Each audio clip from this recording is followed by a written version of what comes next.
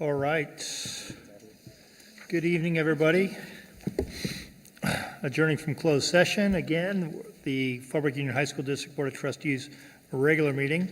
We are at the Bob Burton Performing Arts Center, Fallbrook Union High School, 2400 South Stagecoach Lane, Fallbrook, California, 92028.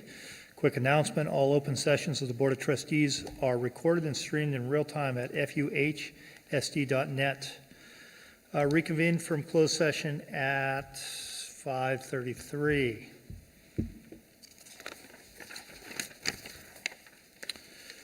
Start with a roll call. Board of Trustees, Eddie Jones, President. I am here. Oscar Carlampio, Vice President. Present. Thank you. Paul Christensen, Clerk. Present. Tano Rodarte, Trustee. Not present. And Area 2 is vacant. Student Representatives, Ms. Rivera. Present. Present. Ms. Hart. Present. Present. And Ms. Aguilar. Not present. Thank you. And our Superintendent, Ilza Garza Gonzalez. Present. Thank you. All right, if we could start with the flag salute, please. Oscar, will you lead us in that?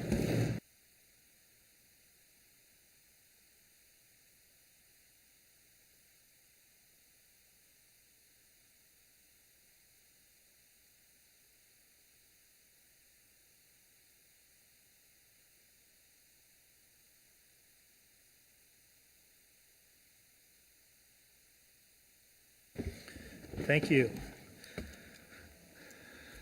The governing team's norms. The Board of Trustees approved norms are that we be respectful, be approachable, be open-minded, be communicative with no surprises, be willing to listen, be prepared, and to be trustworthy. Report from closed session. First one, public employee discipline, dismissal, and release. Government Section Code 54957, nothing to report. Conference with legal counsel pending litigation. Government Section Code 54956.9 D1, nothing to report. Conference with legal counsel for anticipated litigation, significant exposure to litigation pursuant to Government Section Code 54956.9 D2, nothing to report. Conference with labor negotiations. Government Section Code 54957.6, District Negotiator Ilza Garza Gonzalez, Superintendent. Employee organizations, FHSTA and SEIU, and unrepresented employees, classified management, certificated management, and confidential employees, also nothing to report. We'll start with an action item to adopt the agenda. I do have, it's an amendment, but I guess we could call it a correction. Our student board representatives have a lot of assignments that they need to work on this evening, and I'd like to move their reports to, in the agenda, to follow the recognition.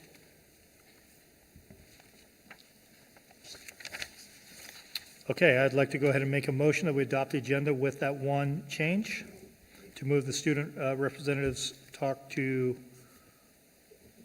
the recognitions area. I'll second. First and second, thank you. Any other discussion or comments? Ms. Rivera, how do you vote? Aye. Aye. Ms. Hart? Aye. Aye. Ms. Aguilar, not present. Board members, Ms. Carlampio? Aye.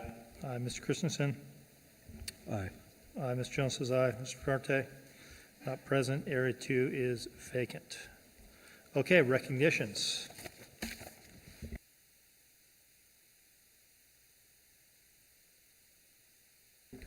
Okay, so I don't see Mr. Cruz. I don't know if, oh, there he is. Yes, if he could come out, please. Every other board meeting, our advanced culinary students prepare dinner for the board, and they create a budget. They are compensated for that. For the meals that they prepare, for what they purchase, etc. So we would like to recognize the 3 students that prepared tonight's dinner. If they could tell us a little bit about how they went about coming up with a menu, and if you could also introduce yourselves, we would appreciate it. It was absolutely delicious. Well, welcome everyone. Thank you so much for letting us serve you again tonight.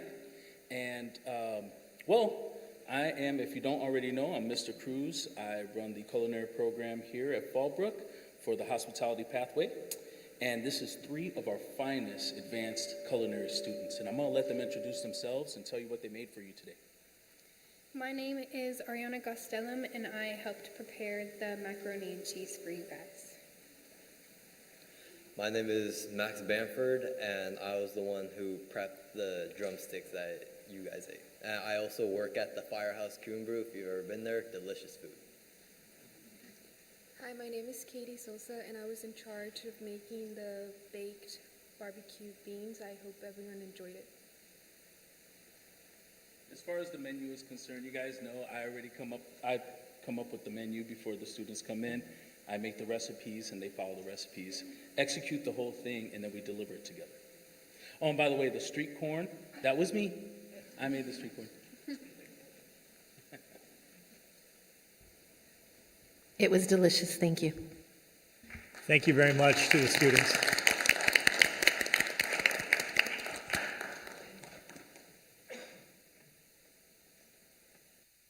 Now we'd like to move on to Fallbrook's Finest. If the board can join me at the stage.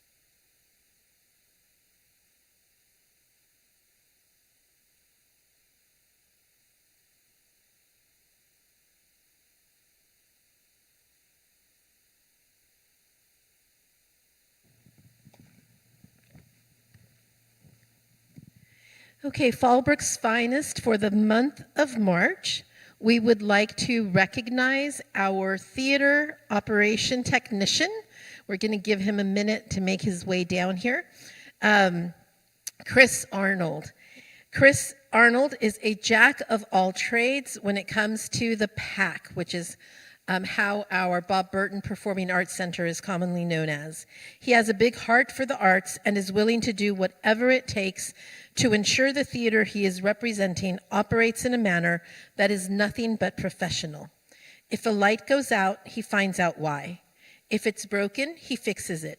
If the wiring is wrong, he rewires it, and if it just needs a new bulb, he replaces it. When the Fallbrook Symphony was returning to the PAC after a few years' hiatus, Chris pulled out his piano tuning equipment and went to work tuning up the grand piano himself. When our director of maintenance walked in and saw the piano in pieces, Chris said, "Why pay through the nose to have someone come in when I'm more than capable of fixing it myself?"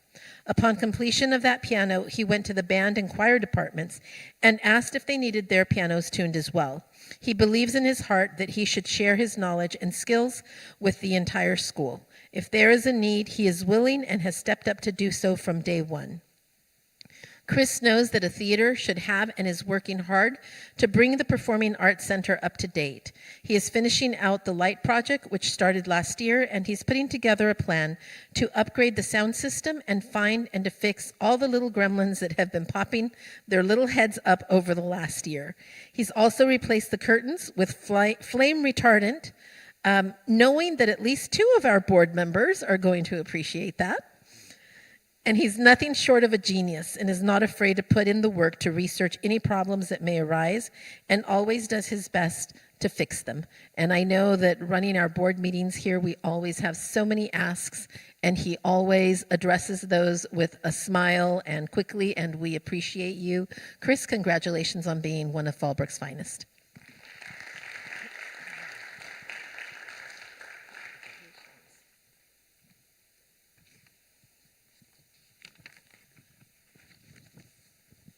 Next, we'd like to recognize Lauren Gardner, Principal of Alternative Schools, Ivy and Oasis. And I don't have anything written down for Lauren because I am just going to speak from the heart. She is absolutely amazing. When our former principal, Michael Gray, left our district, I know that the board was a little bit concerned about what are we going to do and how are we going to replace him. And I said, I have the perfect replacement. And she has gone above and beyond. We still miss Mike Gray, but she has built on the work that he started. Ivy High School's theme this year is transformation. And anyone who has visited that school in the past, if you went there today, you would see why that is the theme and how the students have embraced it. It is truly a unique place, due in large part to the work that Lauren has done. Oasis also is going through some transformation, and she has worked hard to bring in more students. In fact, both of those schools are increasing in attendance. And she has the most amazing sense of humor and can laugh through all of the difficult times that she experiences. So thank you, Lauren, for all that you do and for always bringing a smile to our faces.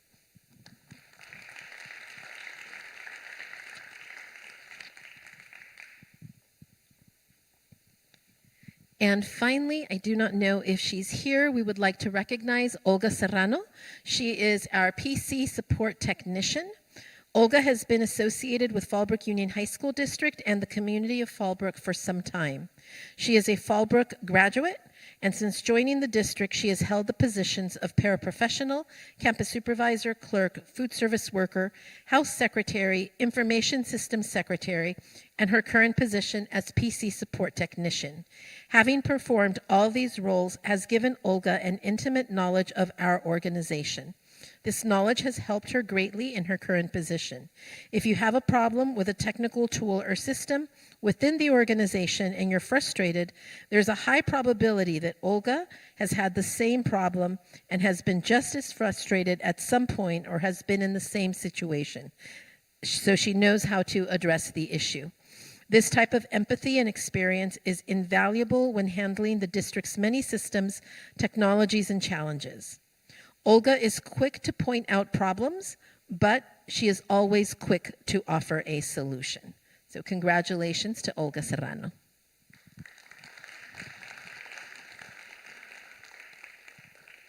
And next, Fallbrook High School made history this past season, and Pat Walker, our athletic director, will actually tell us a little bit more about that. But if I can invite our girls basketball team to come up while he tells us about your wonderful record, we would appreciate it. If the coaches are here, please come up on stage as well. You want them up there, right? You want them up. Get up there, you guys. Picture time. Picture time.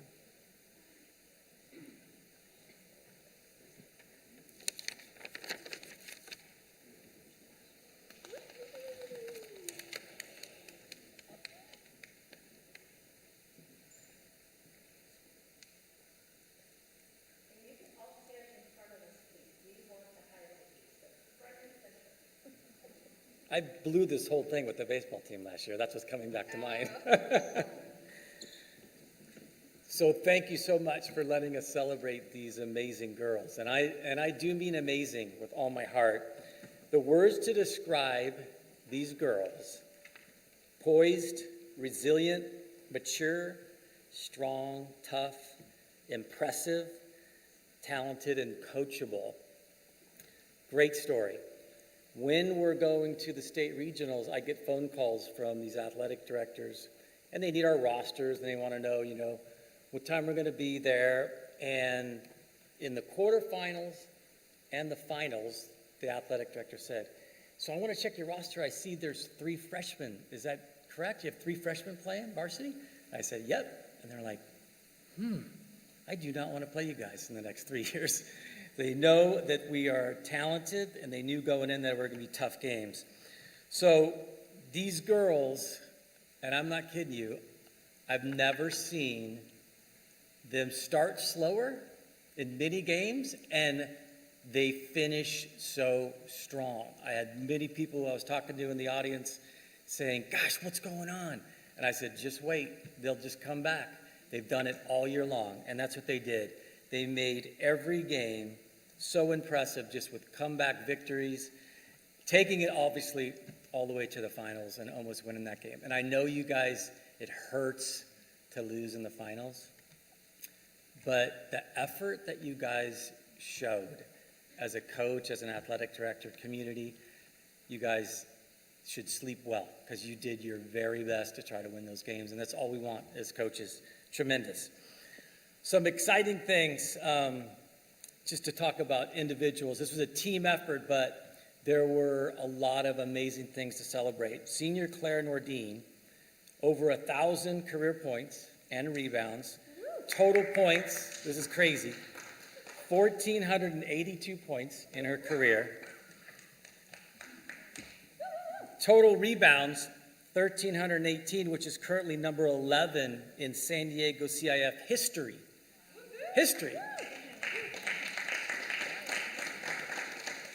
Claire finished the season with at least 22 double-doubles, again, unheard of. Her sister Grace, freshman, finished with 26 double-doubles. They were undefeated team, undefeated 10-0 record in the Valley League. D1 CIF SD section semifinalists came storming back to Cathedral, who was a very good team. Again, just watching these girls, they do not give up, relentless. I want all you guys to play baseball next year. I mean, that's the heart, you guys, that coaches just love. CIF state regional finalist, second time in 5 years with Coach Trey, which is a huge deal. Again, came storming back, very good team, and again, just never gave up. And another big thing is Coach Trey reached his 100th career wins here at Fallbrook in only 5 seasons, which is pretty unheard of too. So we obviously are young and incredibly talented, and you guys should be so proud. And you guys, honestly, besides my baseball team, were the funnest team I've ever watched. Incredible. Good job, you guys. Awesome.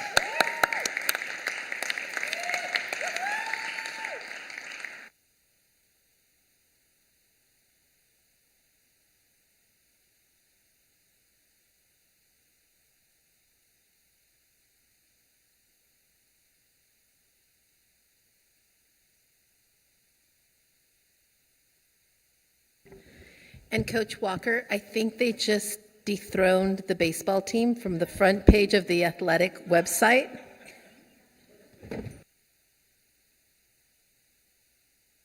All right, thank you.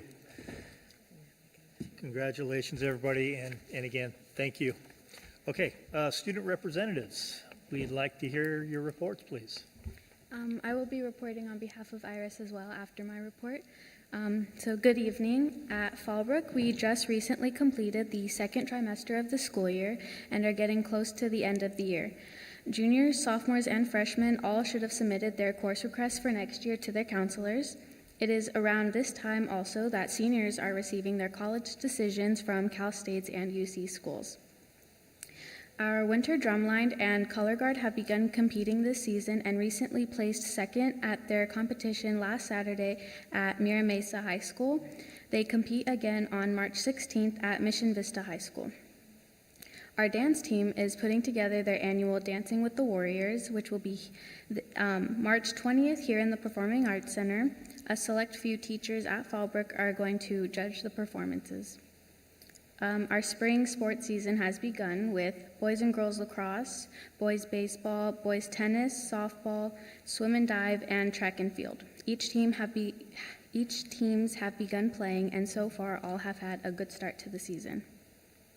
Moving on to ASB activities, we have many events coming up. We have March Madness coming up with class competitions. We plan on selling class shirts, and we'll have lunch competitions such as basketball in the gym. We're also holding a Festival of Cultures during lunch on March 27th. This will be an extended lunch where we will all have performances from our dance team, ASL, and many others. Each performance will perform on behalf of a certain cultural group. We have also asked the cafeteria to make a different meal for certain cultures every day of this week, and they were very happy to do so. Ms. Jones has recently approved the purchase of paint for the senior parking spots. Although it is very close to the end of the school year, seniors will now be able to get their reserved parking spot free of charge. Soon after this month is over, we will hold ASB elections, which will last all of the month of April. We will hold interviews for those running for an ASB position, and we will also have an ASB application process for anyone interested in just joining ASB so that we can get a good idea of the people going into ASB next year. Lastly, our prom is scheduled for May 4th at the Center for Performing Arts in Escondido. The theme will be announced very soon at an upcoming pep rally scheduled for April 1st. That is all I have to report. Now I will be reading Iris's report. Hello, good afternoon. This is my report for Ivy High School. Sorry. The second trimester has come to an end, and we have now entered the third trimester of this school year. I would like to congratulate the seniors who have completed all of their credits needed and have graduated. As we enter the third trimester, all the seniors must stay on track to graduate on June 5th. As a requirement of graduation, 30 service hours are required for the graduating year of 2024, and the graduating following years will need 40 hours to graduate. There are many opportunities to get community service hours as all the students receive emailed information from Ms. Pamela Kane. Currently, there are some upcoming events for students to get more service hours done, such as the Fallbrook Vintage Car Show, the Hope Clinic for Women Needs volunteers needed for Fallbrook, a Lear, and many more opportunities to get more service hours. We will also be going on spring break on the 25th of March, and when students return, they will complete SBAC testing, which is very important to view how students are doing academically and to see how students can be helped. That is all for today. Thank you and have a great rest of your day. Good evening. With the end of the school year approaching, OASIS is working to readily prepare our seniors for graduation. All students, but especially seniors, are frequently reminded of the community service hour requirements needed to graduate. The Common Scholarship window has officially closed, but our principal and counselor are still emphasizing the importance of completing a FAFSA application, which can provide financial aid during college. Graduation will take place at this location on June 5th, and each senior will be provided with 10 guest tickets. Additionally, juniors and seniors will have state testing from April 8th to April 12th. Both grades will take the CAST, but only juniors will take the SBAC in math and English. OASIS works to teach our students the importance of SBAC testing. It assesses student learning and college placement, outlining areas of improvement and success. This allows schools and parents to provide more personalized support for their students. We are wishing them the best of luck with their testing. OASIS will also be holding an open house on April 24th from 6 to 8 p.m., but I will share more details at the next month's meeting. That is all for tonight. Thank you for listening. Thank you very much. All three of you are doing a wonderful job. Thank you, and you are released. Thank you.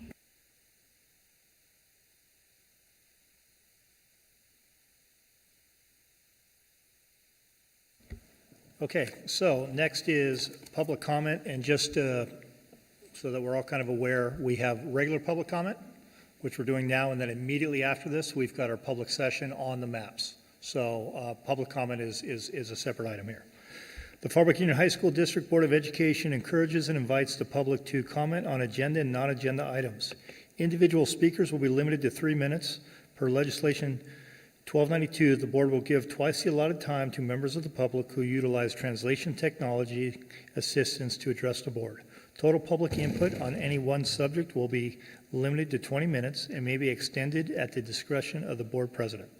Comments on non-agenda items will be heard at this time. Comments on agenda items may be taken at this time or when the agenda item is discussed by the board. Speakers will be called in the order of the topic and when their card was submitted. Do we have any public comment on non-map items? Yes, Leticia Stamos, Fallbrook Aller.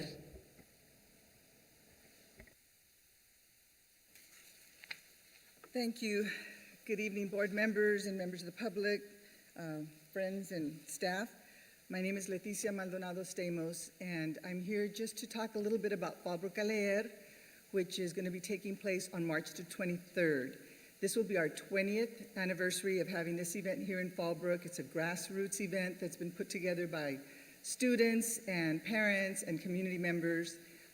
in honor of Cesar Chavez, celebrating family, literacy, and community service. This event could not take place to the extent that we have been able to take it without the high school's participation. We have over 100 high school students that have signed up, and it's been that way for several years, even prior to COVID. So I just want to acknowledge the very important role that this high school district plays in. Is that it? So do I have another minute? Okay. So anyway, I just wanted to acknowledge the high school district, the support that we've gotten from the superintendent, principal, teachers, counselors that have recruited avid students and students from across the board. And we have our keynote speaker this year is and this is the first year we're having a keynote in celebration of our 20th year. The Vice President of Cal State San Marcos is going to be the keynote, and we have camp from the college that will be providing some guest speakers and also some college support. And it's important to note that camp is the program for migrant students at the college, and over 50% of their students come from Fallbrook. So it's a full circle, and we're just really proud that when they brought this up to the group, a lot of them raised their hand that they had been part of Fallbrook Alea as students, and several also raised their hand that they had been involved as volunteers for many years. So again, I'm just here to thank everybody for your support. Please come out. If you don't have anything to do that day, we can use some volunteers to be guest readers, and just come and enjoy the day. We're gonna have food and music and just a lot of fun. Thank you very much. There are no other public verbal comments. Thank you, and now we will go to the public hearing session. I would like to call the public hearing session regarding the redistricting of the Governing Board of Trustees area to order at 5:59 p.m. for the Fallbrook Union High School District. Carrie McNally, our legal counsel, will report on the topic, and we will be opening the meeting for input from the public on draft maps.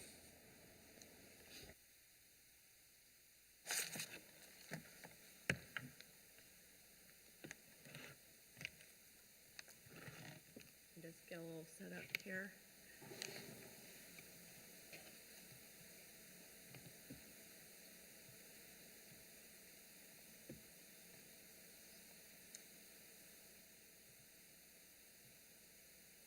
So I think that we should have the presentation up there. He's coming out, so there must be something going on.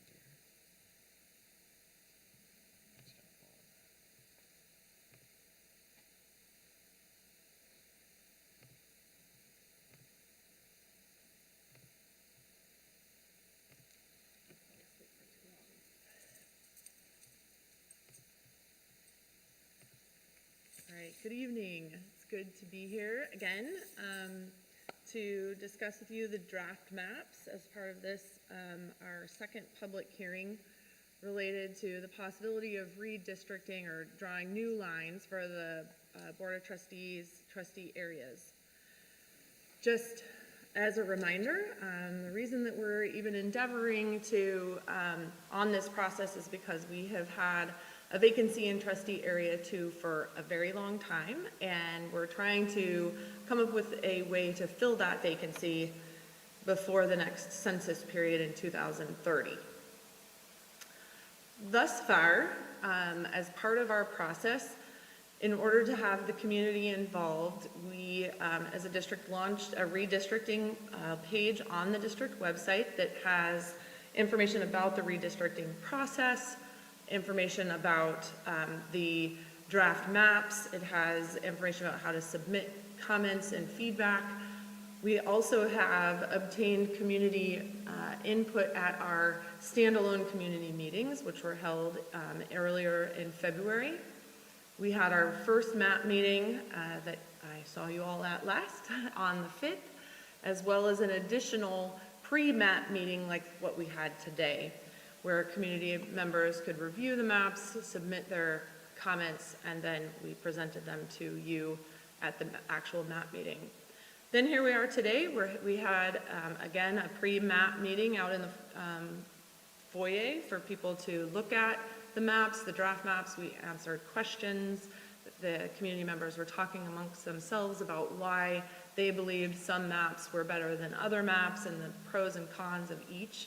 I think that it was an informative period, and I'll review some of the comments that I heard, and then you'll also hear from community members when I'm done about their thoughts on the maps. And then here we are at our map meeting. Thus far, the community input, before today, the community input that we had received was that community members wanted to have the community forum with the demographer, staff, council available to answer questions and assist with the map making. And we were able to do that by adding additional map meetings and community meetings. They also asked that we advertise those forums and meetings in the local paper, which we have done among other strategies. They asked that the demographers create alternative maps taking into account some particular areas in the district, and in fact the demographer was able to create option 4 and 5 that have been posted and we'll discuss tonight. There was a request that we modify the map making tools so that people could see the footprint of buildings as well as better see street names and population information, and that was also added by the demographer since our last meeting. And then finally, they asked that the population and census information for each map option be posted on the district's webpage, which was also done. Input from tonight, and I only have 4 points, and then I know that there are some community members that will speak. One community member asked that we put the current map of the district along with the current demographic information on the redistricting webpage, just so it's easier to locate and you don't have to toggle through so many pages. Another community member, when looking at the proposed areas and specifically trustee area 2 on proposed maps 1, 2, and 3. Trustee area 2 along the southern border extends all the way to the eastern border, and there was concern that community members in that particular southeast area might actually be families that are transferring out of the district and may not actually have a vested interest in the district and its operations, and so they were concerned that giving that bottom portion, that southeast portion to Area 2 may not solve our problem of the vacancy in Area 2. One community member wanted to remind the board that under the CVRA, remember the California Voter Rights Act, a priority is not to make an equal divide of minority groups in all of the trustee areas. That's not a stated priority, and it is something to consider, and to make sure, they wanted to remind the board to make sure that there is a minority-majority trustee area given the population of the district. And there was a voiced concern in the foyer tonight, as well as some of the emails, or most of the emails that the district received today, concerned about modifying trustee area 4 and taking away, in particular, the south end of trustee area 4, and the concern being that if that is removed, the board would be breaking up a community of interest, and thereby taking the people who are removed from trustee area 4 would then no longer have a voice, that it might disenfranchise a portion of the Hispanic population in the district. And I'm going to leave yours to yours. And so that's a summary of what I overheard and what I was told in the foyer tonight, and then a summary of what the district received today. Now, in terms of our draft maps, that's not helpful.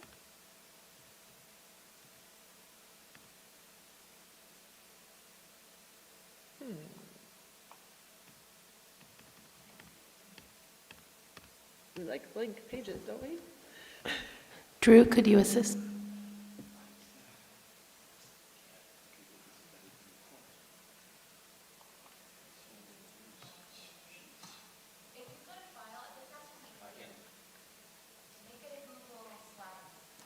They did.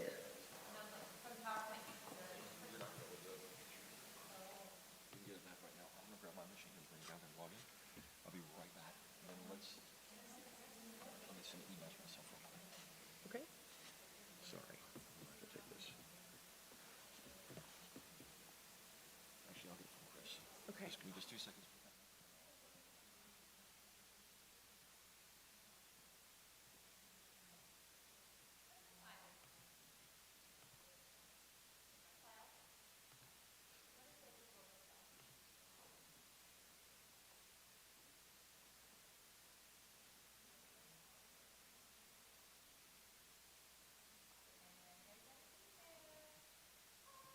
You might be the hero.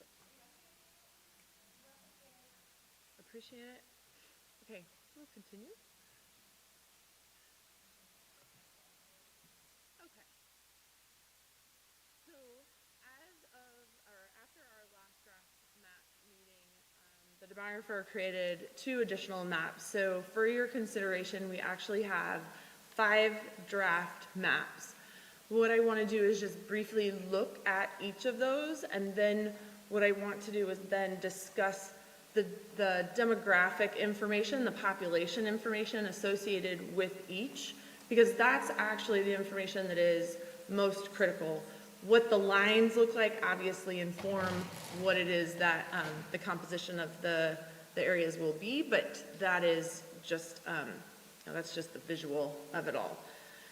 So as you can see, draft map area, draft map 1 takes trustee area and expands it beyond just the base into that south eastern corner of the district. You can see up in trustee area 4 or district 4, the majority of the proper town of Fallbrook is contained in 4, as well as a lot of land to the south, west of that, most of which has no one living in it. It's just land. And when we look at the numbers here, which are really difficult to read,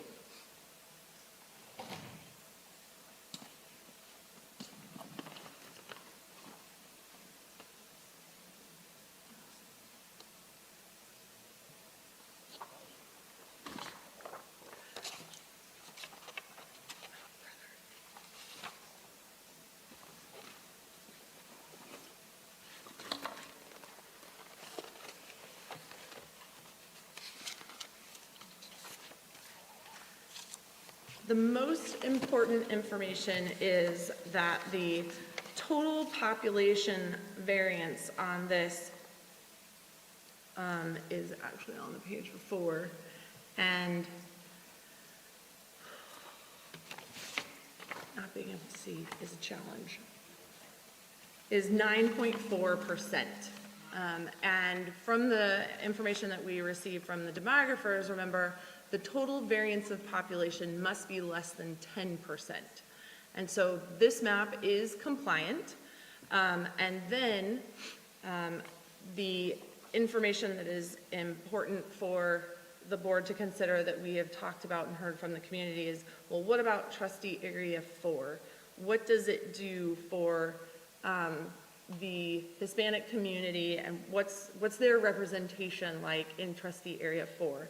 Well, here we actually have a 6.4% majority in trustee area 4 of total population, and then of the voter population, we have 60.9%. So we maintain the voter and total population, minority and majority in draft map 1 while staying within the variance requirement.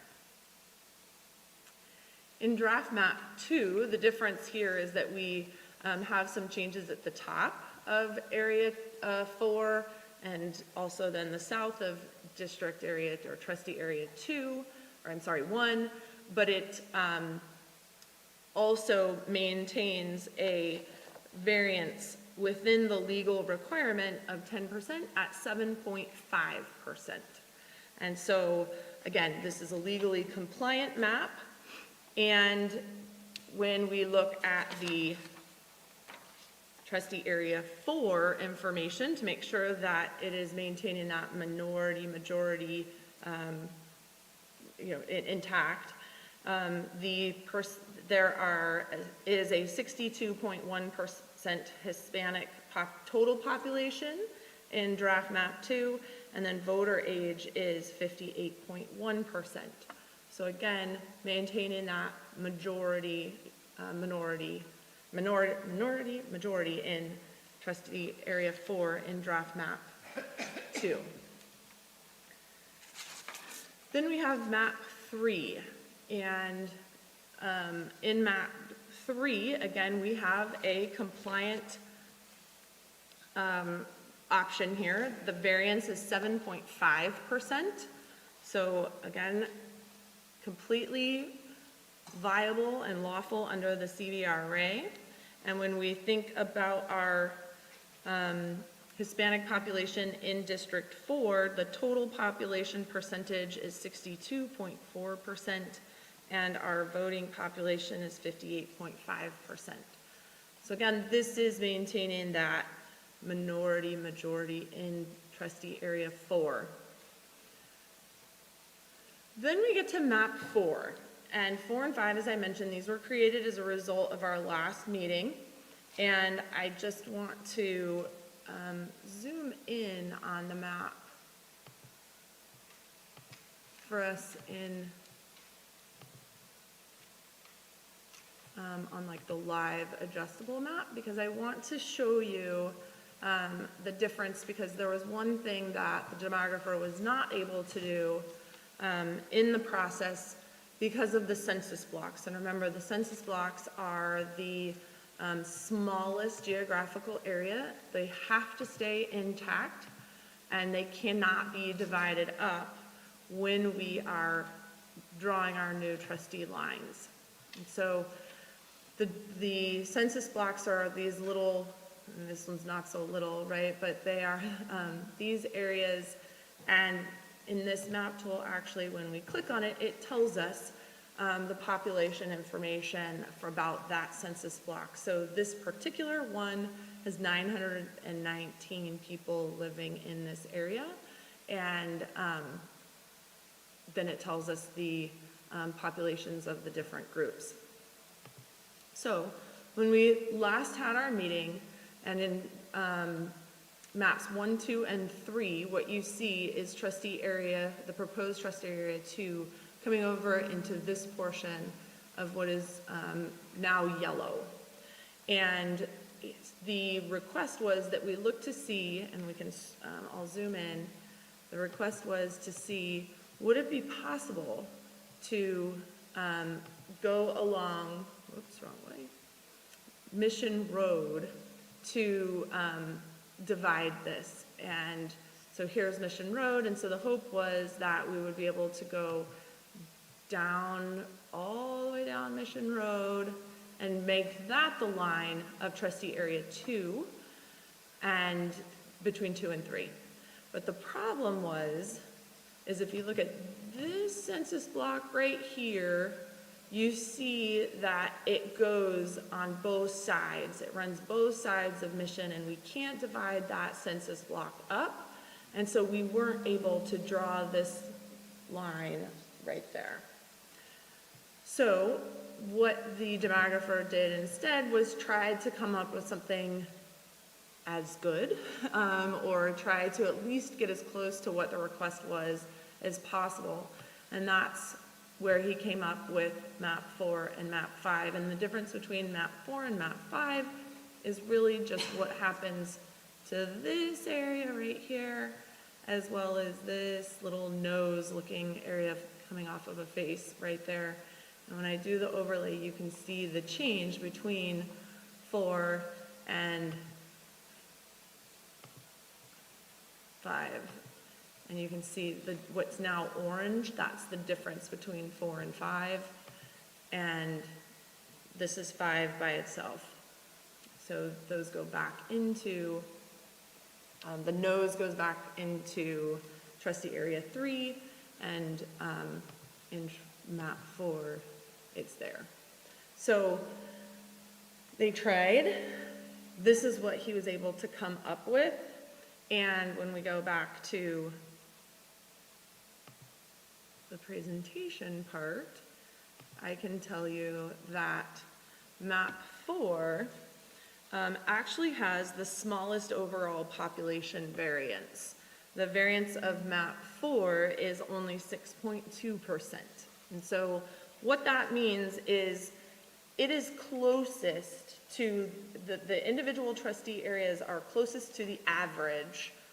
If we took all of the district's population of about 69,000 people and divided it equally among 5 trustee areas, Plan 4 gets the closest to the average.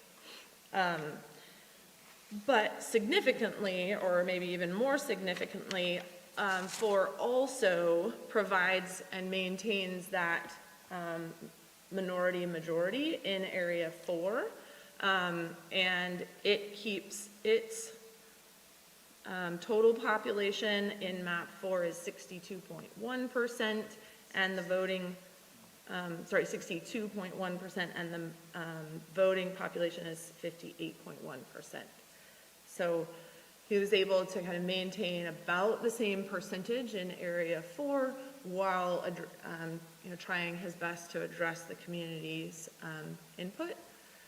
And then again with 5, as I said, the difference is really that just this little sliver here is now a part of Area 3. And the variance on map 5 is the highest, tied with map 1. The variance is 9.4%. Still totally viable under the law, just a greater variance. But again, trustee area 4's Hispanic population, total population is again 62.1%, and the voting population is 58.1%. So I've focused, as I've gone through these, I've focused on the things that under the law, in our situation, are significant and must be satisfied and considered heavily when making a decision on a map. The first is the max variance. It has to be, that mathematical sign is the wrong way. It needs to be less than 10%. And we also, because we are looking to address a vacancy issue, we need to make sure that we do have a sufficient voting population in all of our trustee areas. And so we do need to consider that balance. And then we also need to be preserving our communities of interest. And again, here it's that minority in what is currently trustee area 4. And so with those things in mind, I've created and revised from what was people have actually in their hands, a comparison first of the variance, and then this map looks at the total population and the voting age population. And really I focused here on areas 2, 3, and 4 because those were the ones that varied the most amongst the, those are the areas that changed the most depending on what it is, which map it is that we're looking at. 1 and 5 were pretty stable. And even in these you'll see they're fairly stable as well. So our current map, I also put that information on here so that you would have a baseline. So our current map has a variance of 5.4%. So in order to achieve those three goals that I mentioned before, we do have to increase our variance slightly so that we can distribute some additional population to Area 2 to ensure we get someone. But then you can see just a comparison here with total population in the three areas listed here, as well as voting age population. And, you know, they're pretty stable, but they, you know, they also, you know, I think that this is one to kind of think about, as well as here we are at voting age population. You know, we're seeing increases in voting age population in Area 2, which that's what we need, right? We have the greatest increase in map 5, the least increase in map 4, and the rest are pretty consistent. They are consistent. And then this is where we get the exchange, right? If we're changing between trustee Area 2 going all the way over to the east, that is a trade-off with Area 3. And so we need to make sure that we have adequate population still in Area 3. And that's a pretty consistent number, and it's pretty consistent with what we have presently. And we've been able to fill trustee Area 3. And then again with Area 4, the voting age, we actually have an increase in our voting age in trustee Area 4. So I think all of this is really good news, and it really comes down to what area and what map the board likes best with respect to the selection. Then here, when you know, this map again, or this table is again providing the baseline of our current map, and it's comparing areas 2, 3, and 4 with the total Latino population, as well as the voting age Latino population. And you'll see that, let's talk about Area 4 first. The total population percentage under the current map is 72.3%. And obviously, it goes down with all 5 of the proposed maps. And while that's not ideal, I think it is significant to point out that the voting age or population presently in Area 4 is 52.6%, and it increases across the board with every map option. And so I think that is something important for the board to, I think again, this is good information. This means we've got good options for you to consider. The other thing that I wanted to point out with this was one of the reasons that we asked the demographer to create map 4 and 5 was because there was some concern about making sure that Area 2 and 3 had a Latino voice within the district.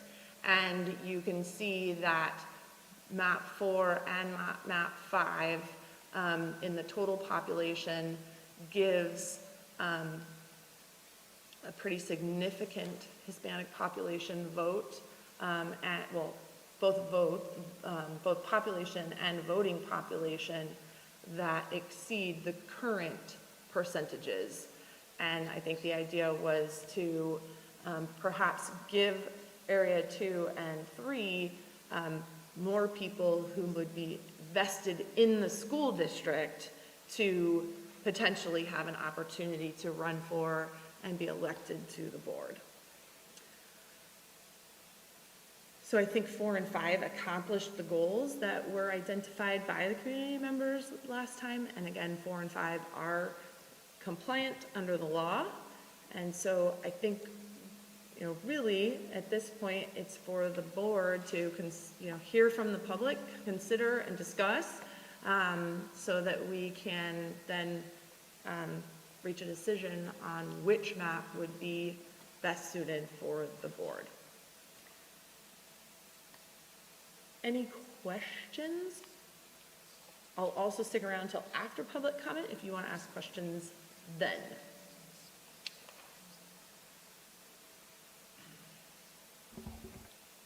I think I have two questions.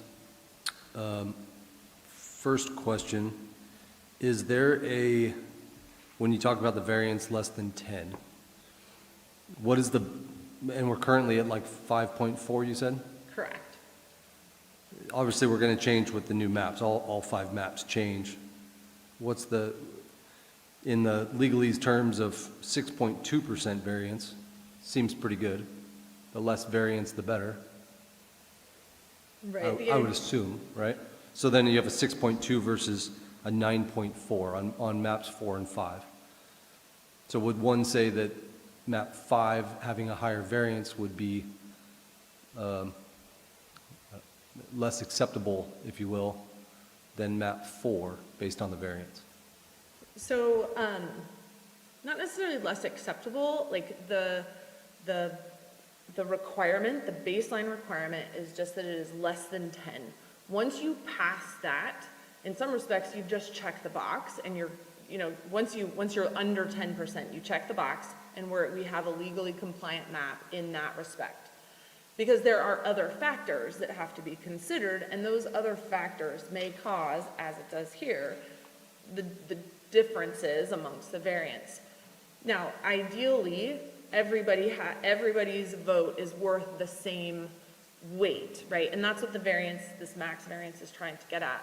And so in some respects, is it better to be closer to 0 variance?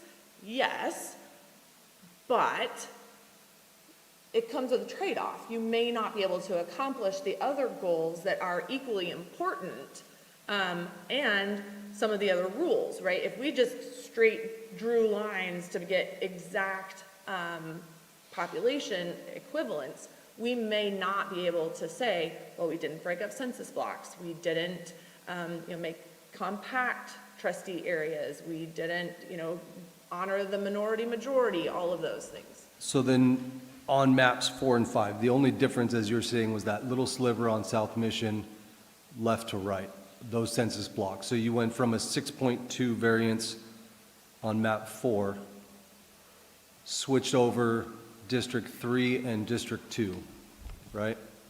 You gave that south end of Mission. District 2 is the south end of Mission with a 6.2 variance, and then to switch at that south end, that census block down the bottom? Right, so if... that one that you clicked on. So just clicking on that census block changed that variance from a 6.2 to a 9.4. So no, this block here that's highlighted is not part of trustee area 2 in either Plan 4 or Plan 5. Okay, so the only difference was just above that? So the differences between 4 and 5 are these these census blocks, all right in here, like this sort of like nose-looking Right. thing. So so that little area changed the variance from a 6.2 to a 9.4. And then there was some also at the top. So if we overlay them, we see that there's this orange as well.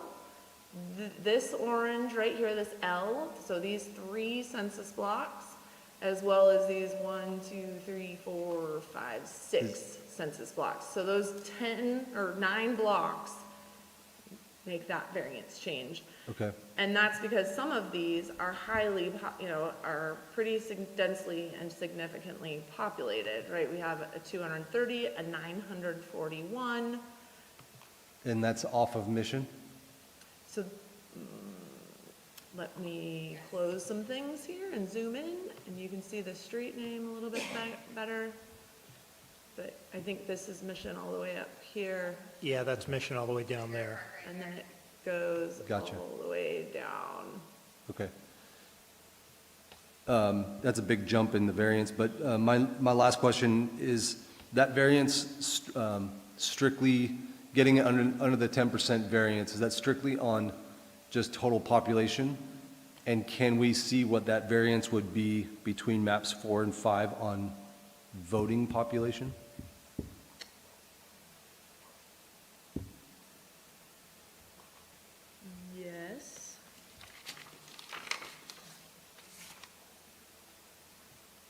just double check.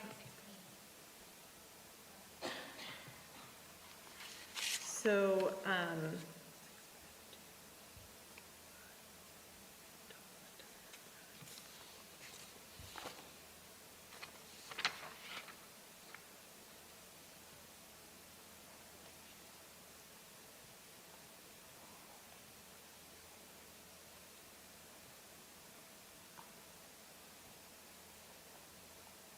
so I don't have that information with me on what the voting variance is for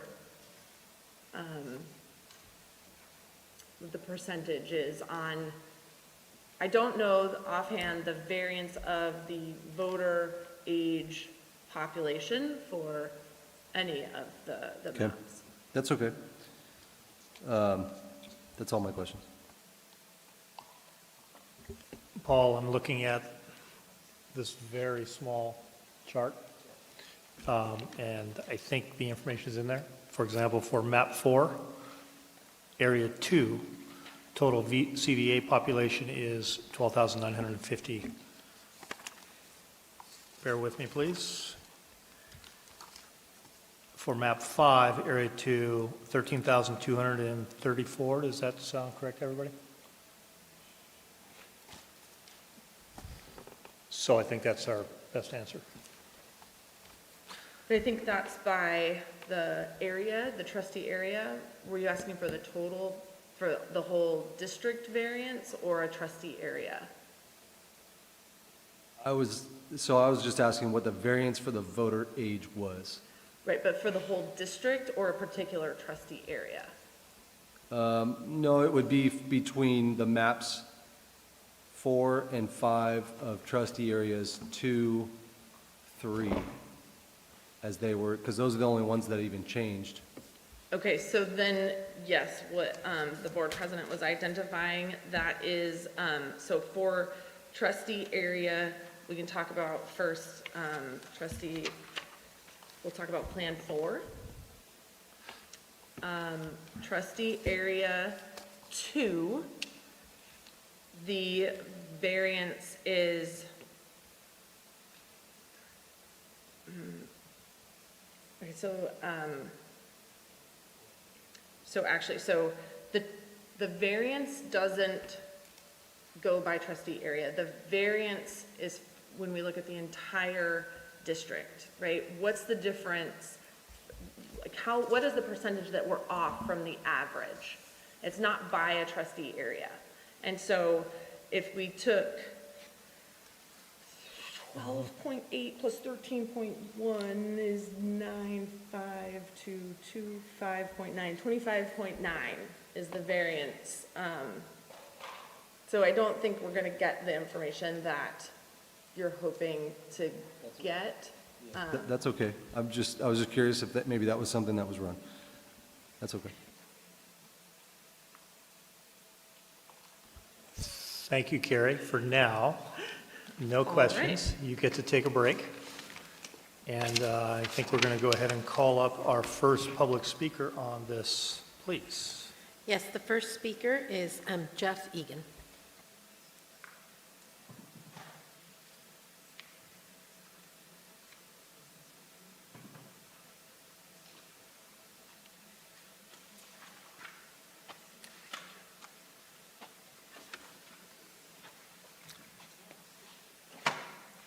Can you hear me okay there?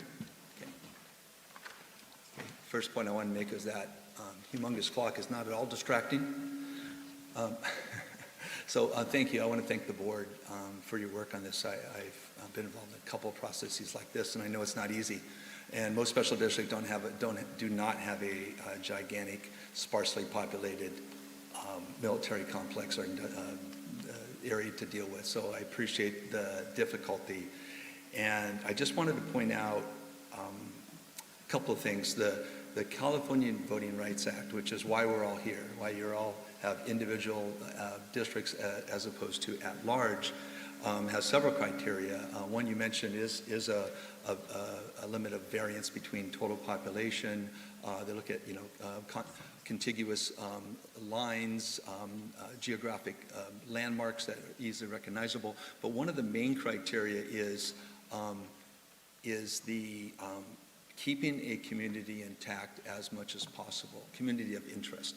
So one of the most important communities of interest in our community, larger community, is the downtown area, largely Hispanic Latino community. So that has been, I know, at the forefront of your last redistricting process, and I understand that this process will not result in a 72% majority-minority district. It just cannot. But given the criteria, given that criteria in mind as a overarching kind of a criteria, I think all the maps do that to a certain extent. They create both a majority-minority area and then a subsequent area that is under 50%. But I think the hope would be that that's as large as possible. Because whether a district is 20% or 25% majority-minority, let's say Hispanic Latino, really is irrelevant. It has to be at a level which then allows for that goal, which is set forth by the California Voting Rights Act, of giving the majority-minority community an opportunity to elect their candidate of their choosing. So I will defer to the individual communities within those districts, to people who know the downtown area much better than I do. Leticia Maldonado-Stamos, Ricardo Favela had to leave. They have worked extensively in these communities, so I'll defer to them as far as which map they prefer out of the 5 options. But I just want to thank you for your efforts. Appreciate it. Thank you, sir. Marin Pinnell. And Marin gave each board member a handout to go with her presentation.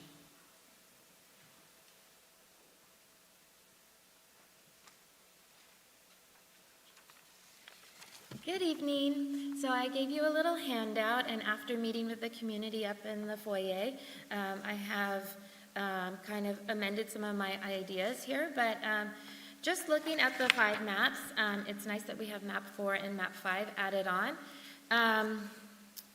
We have to think of our goal, right? So our main goal was that District 2, because District 2 is the district that leaves us with an empty seat, and we need to get that seat filled. So I foresee 2 ways we can look at it. If we look at like map 5, for example, map 5 gives us more diversity in that we would have some of the in-town Hispanic Latino population at a percentage that is above 30% in Hispanic and Latino. Plus, we would also have along the Mission corridor there, we would have maybe some medium housing, and then we have in that Sleeping Indian area, we have some affluent. So right there you have like quite a diverse population, which could lead to possibly getting a candidate, because you could pull a candidate from a lot of different groups of people. If we look at map 2, because with District 4 has the majority in every single map, okay? But if we want to have a second district with another higher percentage of minority majority, then you might want to consider map 2, because then we have District 3, which is starting to get a percentage of 38%, which is like a second highest minority majority number. You also get that in 3, but what I find with 2 is that 2 has larger population sizes, because Plan 2, map 2, has larger population sizes, and so what we're looking at with map 2 is that District 1, 2, and 4 overlap with Camp Pendleton, so we're lessening the numbers of Camp Pendleton with larger population sizes on map 2 and map 5. It's kind of complicated, all these numbers. Map 2 and map 5 are ones to like really consider. I think 5 gives us more of an availability of possibly finding a candidate. Map 2, in summary, gives us maybe a second minority majority district. Thank you.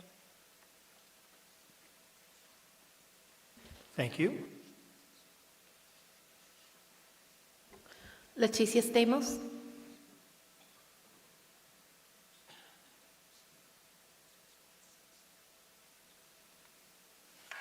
Hello again. I also would like to echo Jeff's comments about just appreciating the effort that's gone into this redistricting. And if those of you that were around when we started this 2018, 2019, you will, I think, see how this whole process has just become much more complicated and much more sophisticated. And I think that the things that we're taking into account are becoming more and more diverse. So I want to thank you for taking the time and doing this right.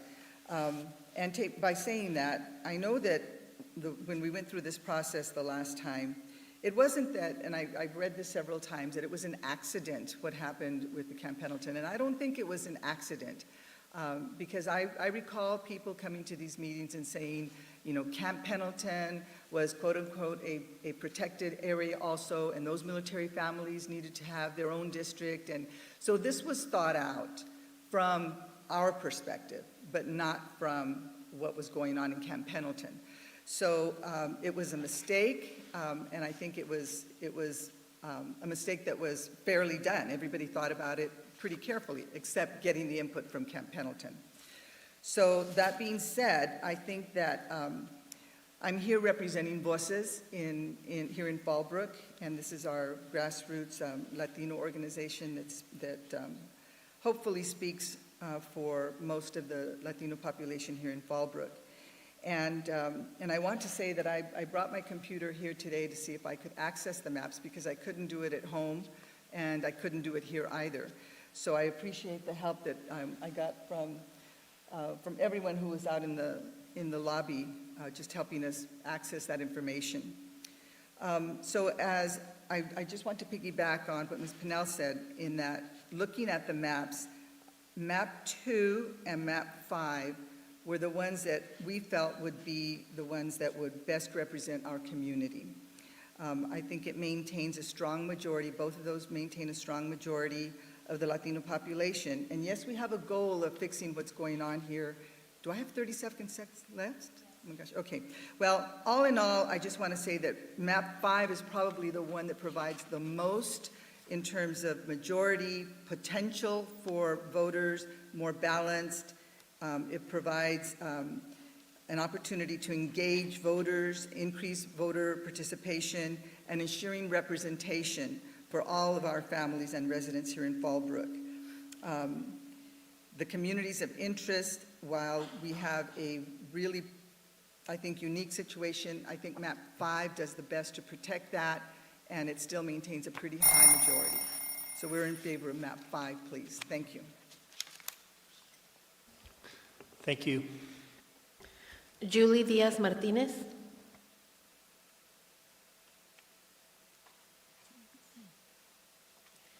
Good evening. Thank you for the opportunity to come up and speak. It's extremely important that the community is involved in this process. Obviously, I look around and I don't see a lot of people, and I understand working class communities.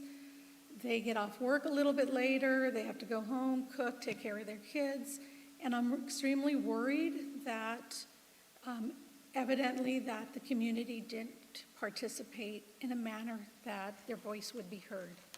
Now, I'm newer to Fallbrook, but I've been involved in this process in Ventura County, so I understand how difficult it is, how deep you have to go into the weeds and really look at and analyze it. So I'm cognizant of that, and I'm trying not to be critical in that manner. But I'm asking, as a community member, for more time and a deeper dive into this.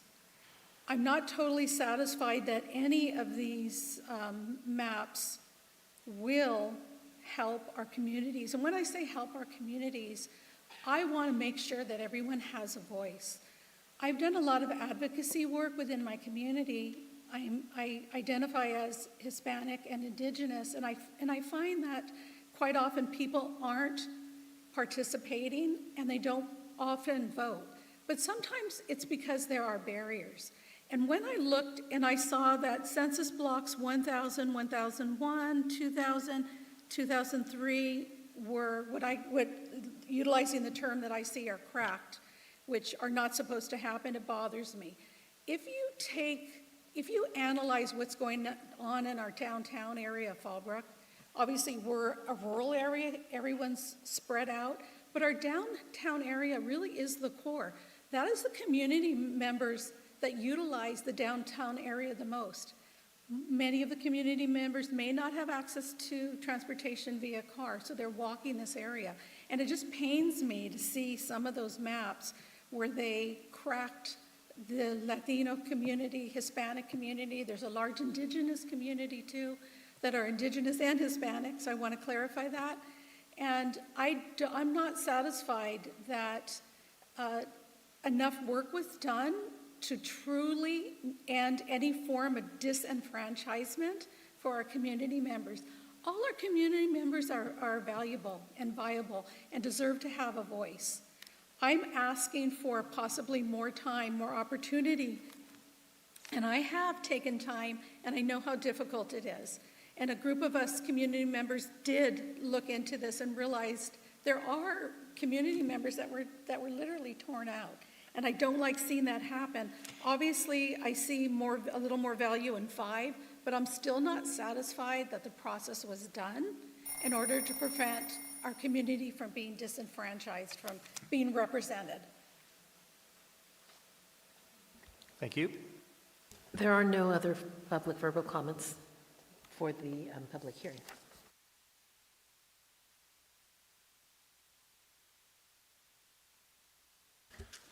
Okay, so first of all, yes, this is a challenging process. There are a lot of dynamics to this and concerns. Many of them are legal. We know about those. Many of them community-based, and some very unique to our district, specifically with Camp Pendleton.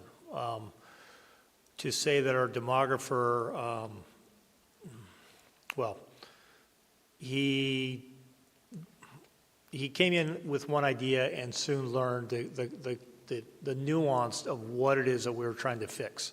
And I want to just start with saying that we are trying to fix something. We have good maps now. We did them legally. They're about 2 years old. But the problem is they're not filling that seat, and we've certainly tried. So what we're trying to do is enough of a tweak, I guess, to the maps so that we can get viable candidates for that seat too, so that we can have a good, stable board up here. And I want to thank these two for the most part of the year just being a 3-person board, which is pretty strenuous as far as us making all the meetings and making sure that the governance happens. That being said, I appreciate all the public comment and all these opinions and feedback that we received.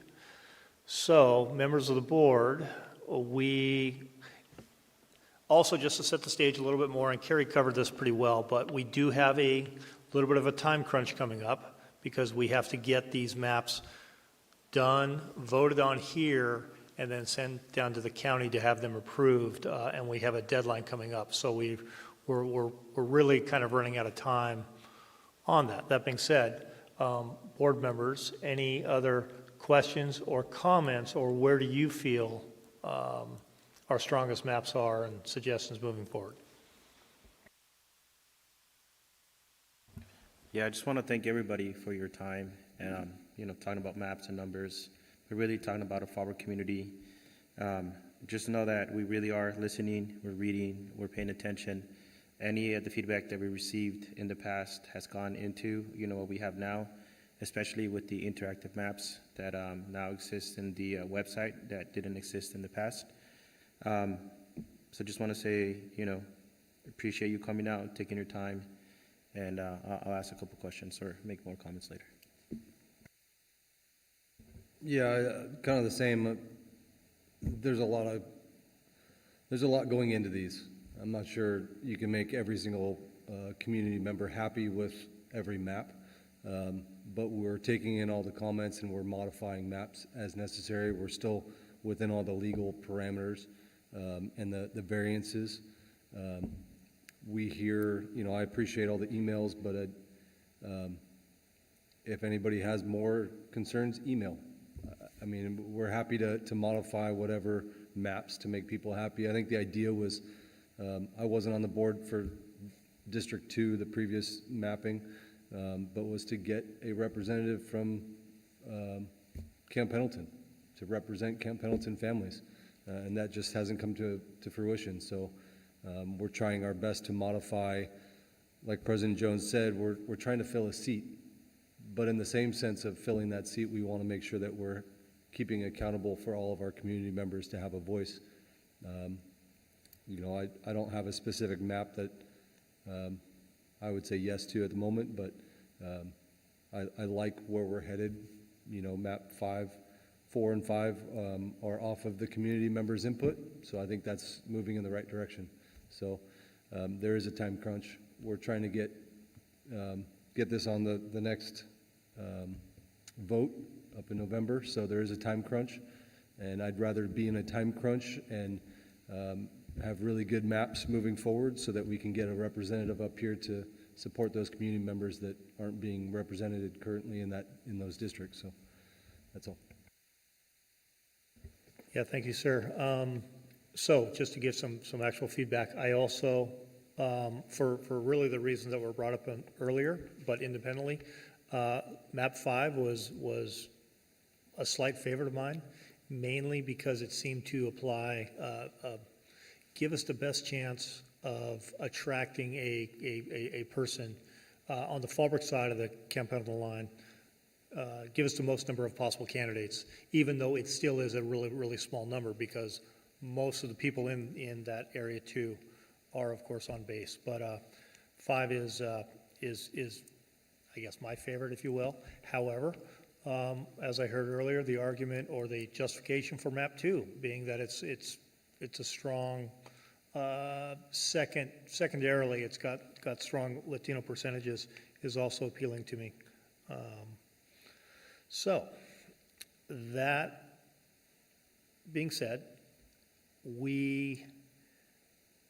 today is a hearing. We are not deciding on a map today, correct? Correct. What we're trying to decide on is do we have the information, get enough information from the community so that we can go back to the demographer, and Carrie would go back with him with her notes and see if we've got some more improvement we can do. That's going to happen, and he'll maybe hopefully be able to make a couple modifications. The question is, do we want to try to squeeze in another public style meeting before then, or do we have enough information to go back to the demographer and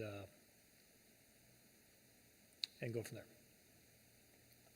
Yeah, I have no problem with another meeting. I'm not sure if it is a community meeting or it needs a quorum for board members, or if it's just the president. I know we've had a few of those, but if a concern is that the meetings are too early,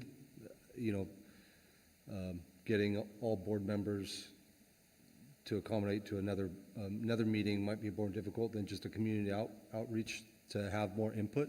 I'm totally happy with more input. It would have to be a special board meeting, and I would have to have a quorum.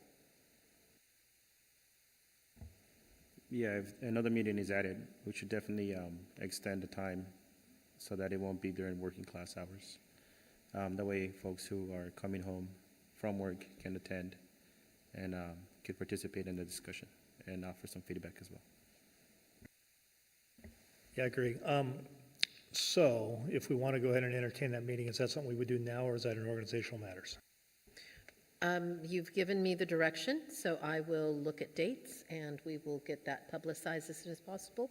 That meeting would have to take place before the next board meeting, which is April 17th. Okay, and just can either you or Carrie give us a review on where we are with dates as far as the timeline, like this has to be in by, when's our homework due? So our homework is, and the county's homework must be done and fully completed by July 1.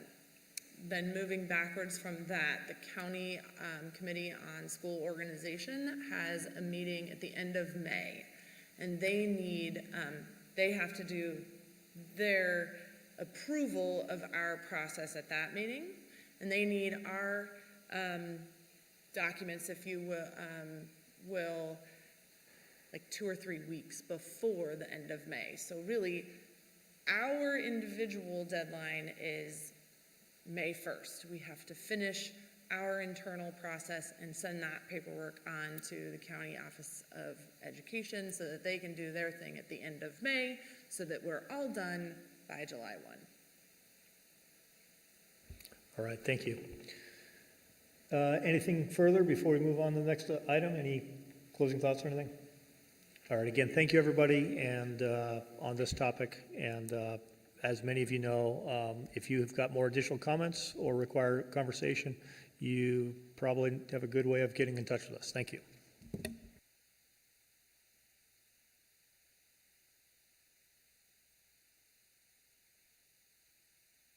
All right, and now I need to close the public hearing at... Thank you for your comments to the board on this topic. I'm adjourning the public hearing at 6:58 p.m.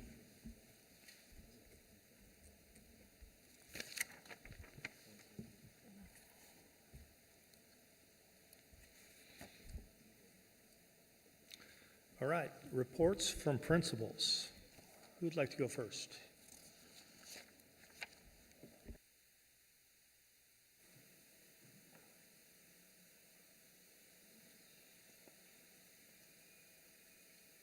Good evening. I'll keep this fairly brief since I know it's late.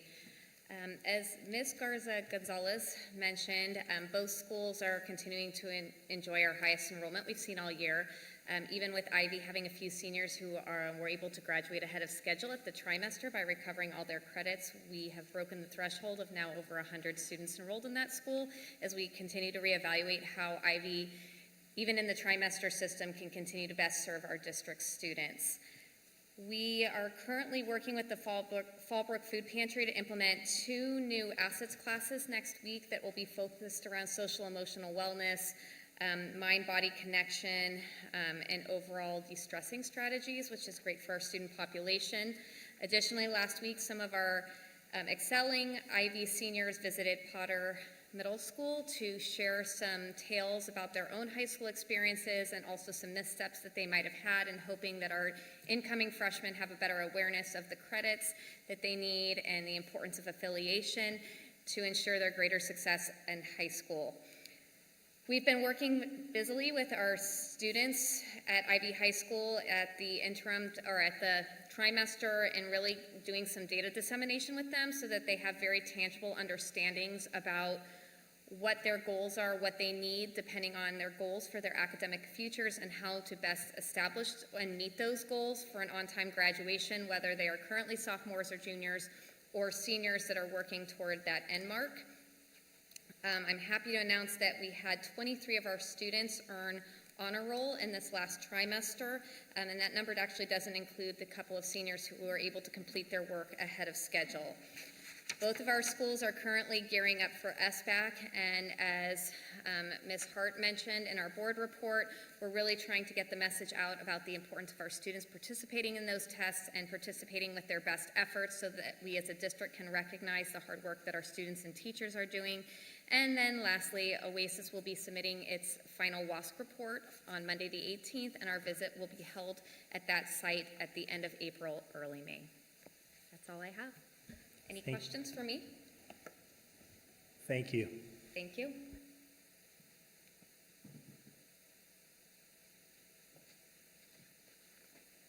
Good evening. All right, so not to piggyback off of the other Lauren, but we are fully in the 3rd trimester here, 2 weeks deep.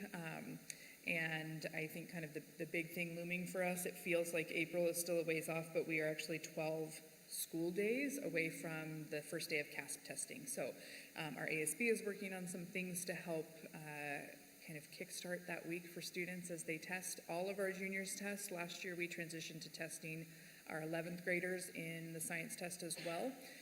So our 11th graders kind of bear the load of all of that testing in the same year, but with the hope that the science is fresher in their minds. So we're going to continue with that this year as well. So we've got a week after spring break, and then that second week of April, our students lunch.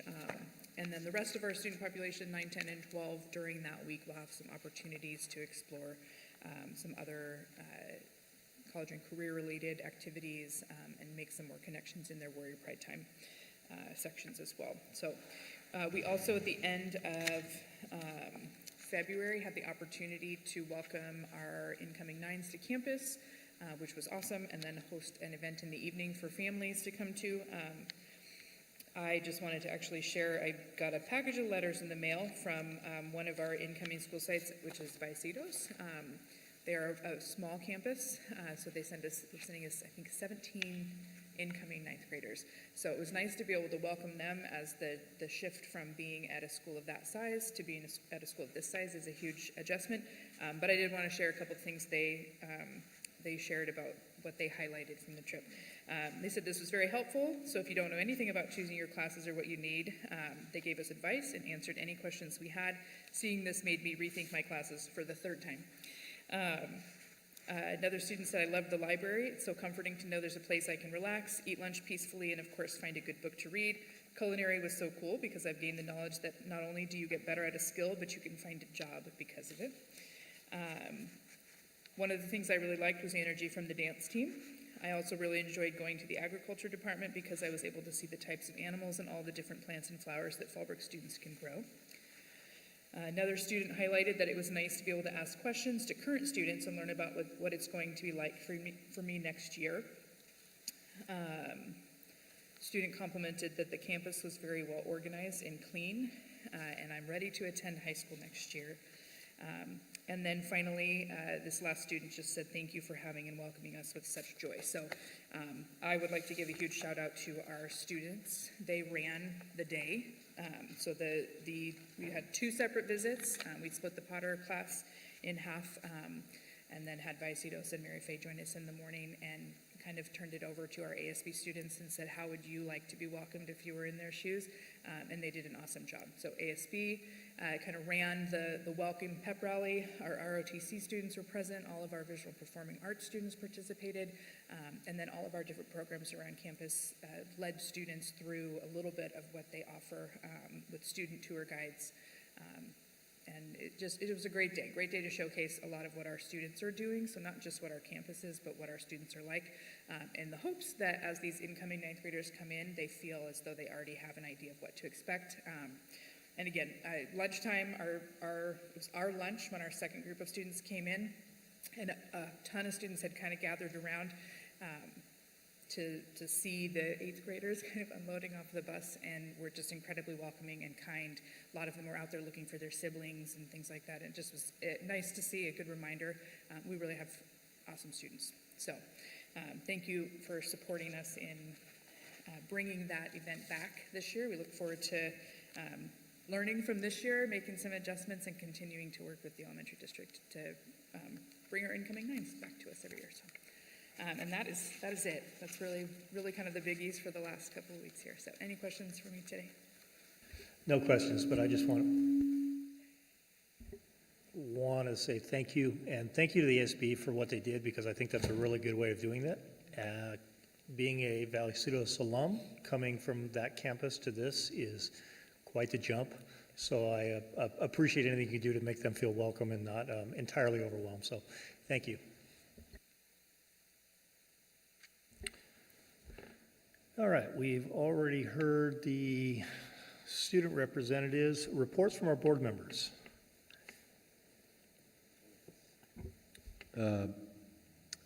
Just a couple of things I wanted to note. I've been fortunate running into Pat Walker a few times outside of school and just talking about all the sports going on. The girls' basketball, baseball getting started up. I'm just very thankful for a lot of the sports and a lot of the teams doing really well.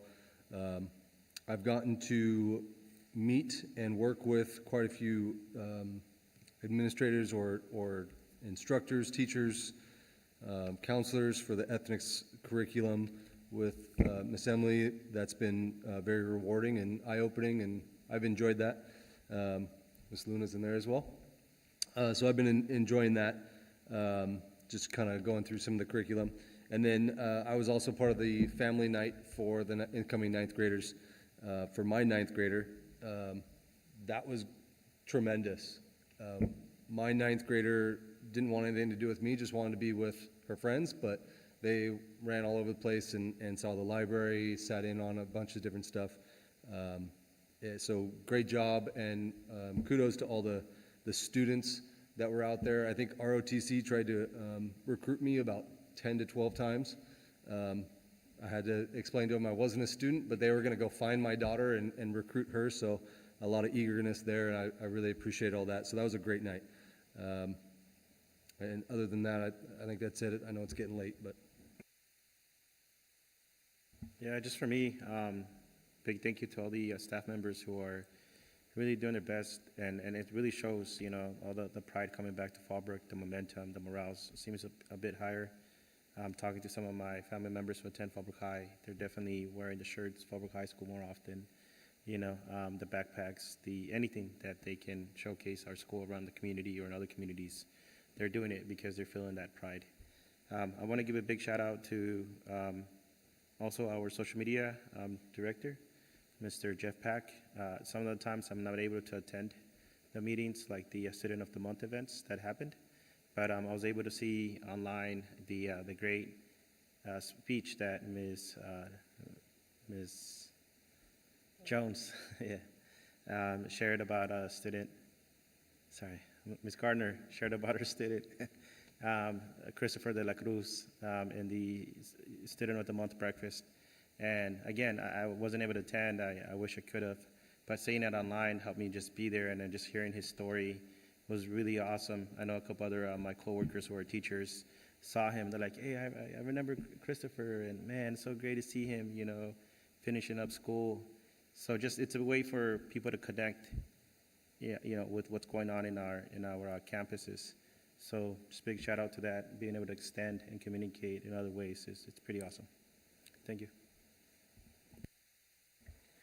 And I'll just keep it short and say nothing to report. Thank you. And now our report from our superintendent. Okay, I will try to keep it short as well, under 6 minutes apparently. I just want to thank the community of Fallbrook. We're getting to that time of the year where we really see how our community comes out and supports our students, but just in the past 2 weeks, I've seen so much of that, and I want to say thank you. Future Warrior Night, a lot of parents here, you know, they are a big part of our community. Fallbrook Rotary had their four-way speech contest, again, supporting our students. We have a student that will be moving on to regionals next month. The American Association of University Women also held a speech contest. They also have a mentorship program where they mentor our students, and it was those mentees or proteges that participated in the speech contest about women that have impacted history, and it kind of set off the celebration for Women's History Month. And then obviously our Fallbrook Student of the Month. Fallbrook Student of the Month is a nonprofit organization, and the group that puts it together really puts in a lot of time, and it's made up of community members, former staff members, and even current staff members, and it is just an amazing event where somebody cries at least once. But when we're there, we also see other community organizations such as the Village Rotary, the Vintage Car Club, the Republican Women, the Sheriff's Department, the Marines from Camp Pendleton, and so many more that come out to support our students. So I just wanted to say thank you a little bit earlier than usual. At a previous board meeting, under organizational matters, I was asked to provide a brief update on our attendance. Again, it's a little bit difficult with trimester and semester previously to make comparisons that way. So what our supervisor of attendance has done is she's broken it out by month. So from August to December, you can see that our average attendance rate for this year is not at its highest, and 2021 is a bit deceiving because that was the COVID year and we were online, and the way we took attendance or calculated attendance was a little bit different from normal years. But the other years are a bit more normal, and it is higher this year when we compare August to December for Fallbrook High School than it has been in the previous 2 years. Ivy High School is a little bit lower than the previous 2 years, as is Oasis, but Oasis again has a different model for calculating attendance. Attendance is based on the amount of work that students do, since it is an independent studies program, and students know that if they are not keeping up with the work, then they could lose their placement. So that is a big motivator for them. When we look at chronic absenteeism, and chronic absenteeism wasn't part of the dashboard in previous years, so we don't have that data for Ivy and Oasis for the 2021 school year. But from August to December, again, you can see that we are much lower this year than we were last year. At Ivy High School, the number is considerably higher, and we are looking into a number of things because students at Ivy transition back to Fallbrook, or we get a new cohort of students continuously, so that skews the data quite a bit. And at Oasis High School, again, because the model for taking attendance is different from the other two schools, the chronic absenteeism rate is of 0%. Any questions? It's very glad to see the chronic absenteeism go down. I know, again, for IB, there's a couple situations going on, completely understandable. And definitely would like to see that go down to the single digits. Yes, the other issue at Ivy, like I said, if they are transitioning, let's say, after first trimester, a lot of their absences are from Fallbrook High School, but they follow the students, so that affects the data as well.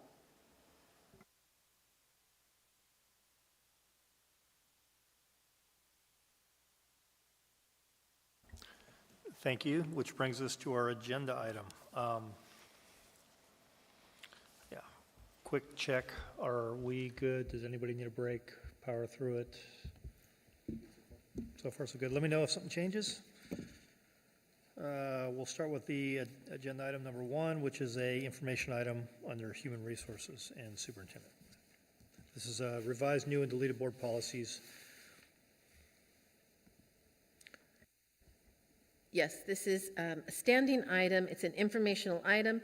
The revised, new, and deleted board policies and administrative regulations are being presented as an information item for a first reading and will return as an action item at the next board meeting. Ongoing reviews and updates are necessary, as this enables the district to ensure the policies, regulations, exhibits, and bylaws conform to state and federal laws. The district compares its policies, regulations, exhibits, and bylaws with California School Boards Association recommendations, and the review serves as a reminder to the governance team and staff of the operational principles and implementation guidelines of the district. The revisions allow us to remain compliant with Education Code, and we use CSBA suggested language and numbering system. Again, these are being presented to you as informational items for the first reading and will be placed on the next agenda for action.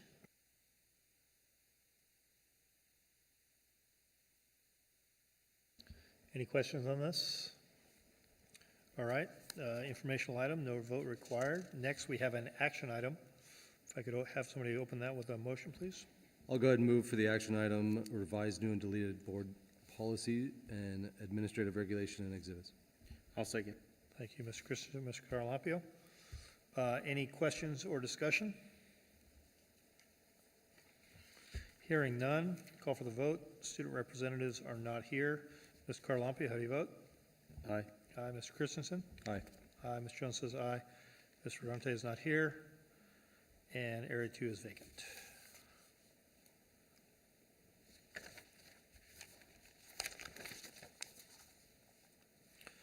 Also an action item, this is for an agreement regarding the compensation benefits between FHSDA and FUHSD. I move that the board approve the agreement regarding compensation and benefits between Fallbrook High School Teachers Association and the Fallbrook Union High School District. I'll second.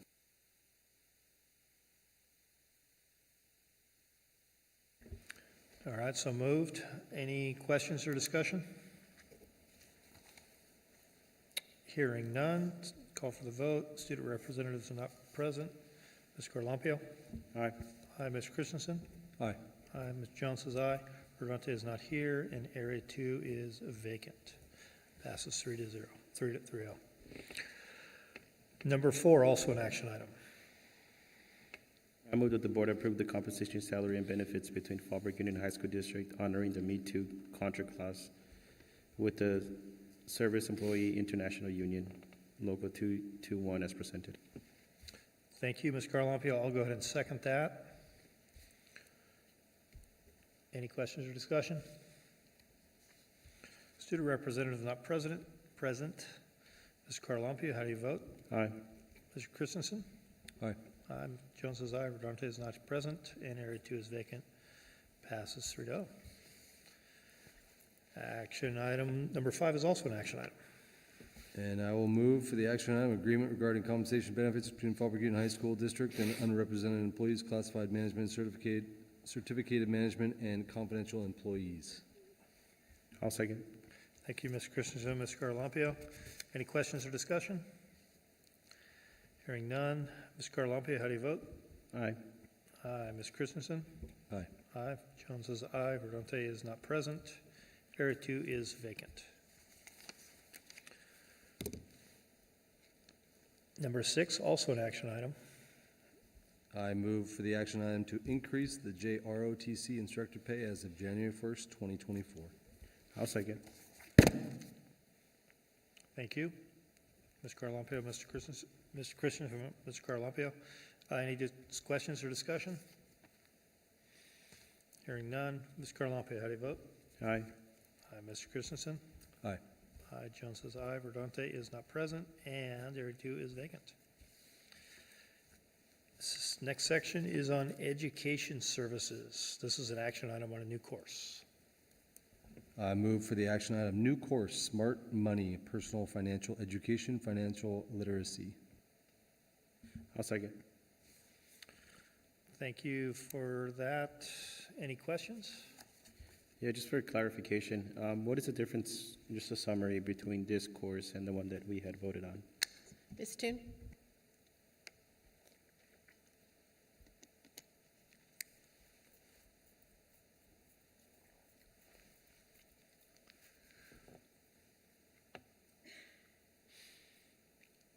Good evening.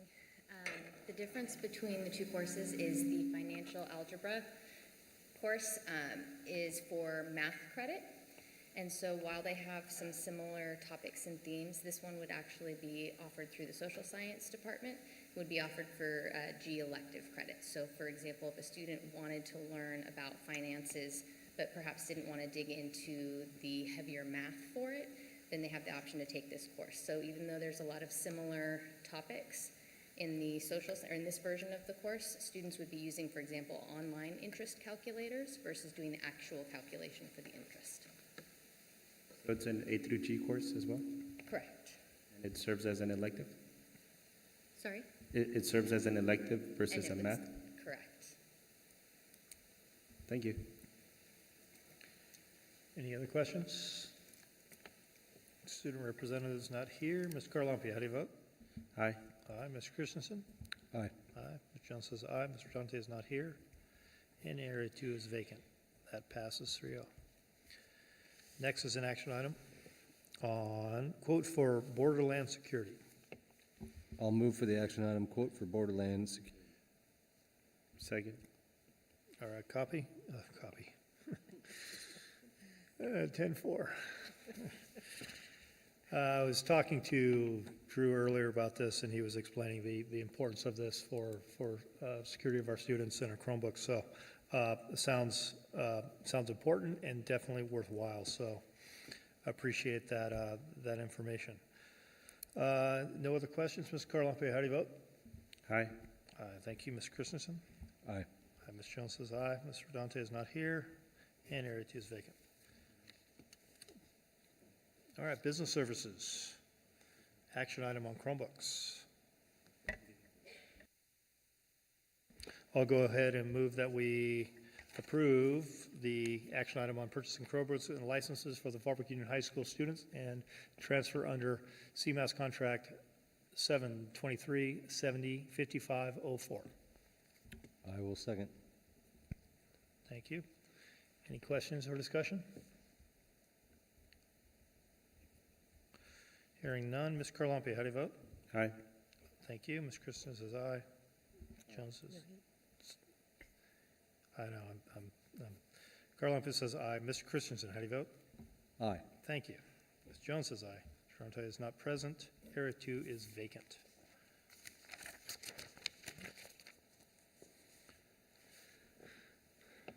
Next is an action item on E-rate category for our RFP for bid award.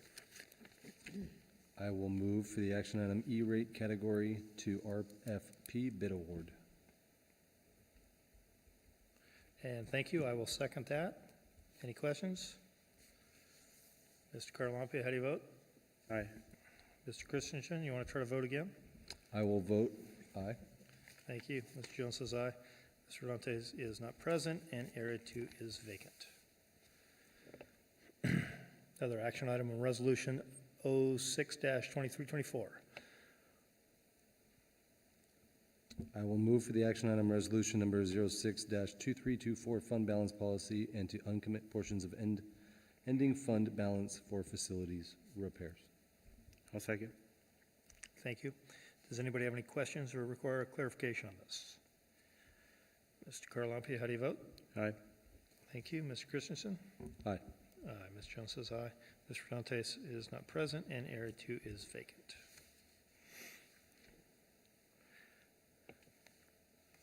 4 is also an action item. This is Resolution 07-2324. I'll go ahead and make a motion that we approve Resolution 07-2324 to establish a fund balance policy. I will second. Thank you, Mr. Christensen. Any questions?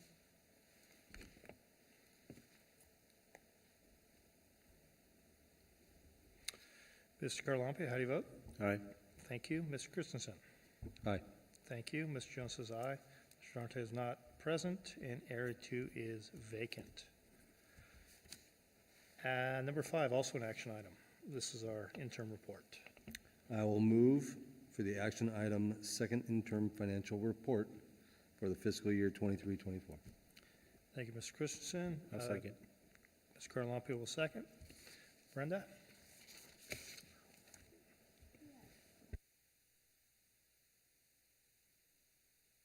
I'm waiting for my report.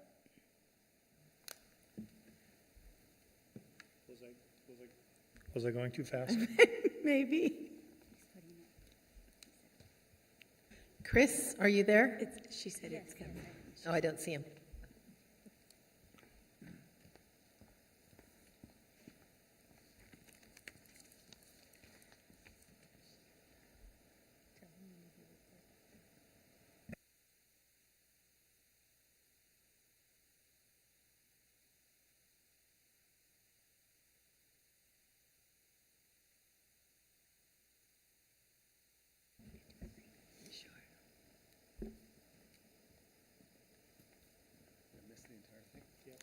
Yes. I don't know. There it is. Okay.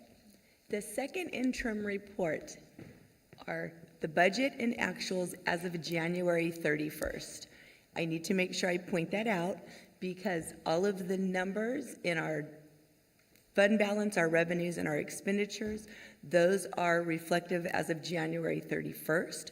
Those are before any pay increase. Just like, because it was confusing, I know, at first interim, so I'm actually going to start with first interim real quick. Because as you remember, first interim is our budget and actuals as of October 31st.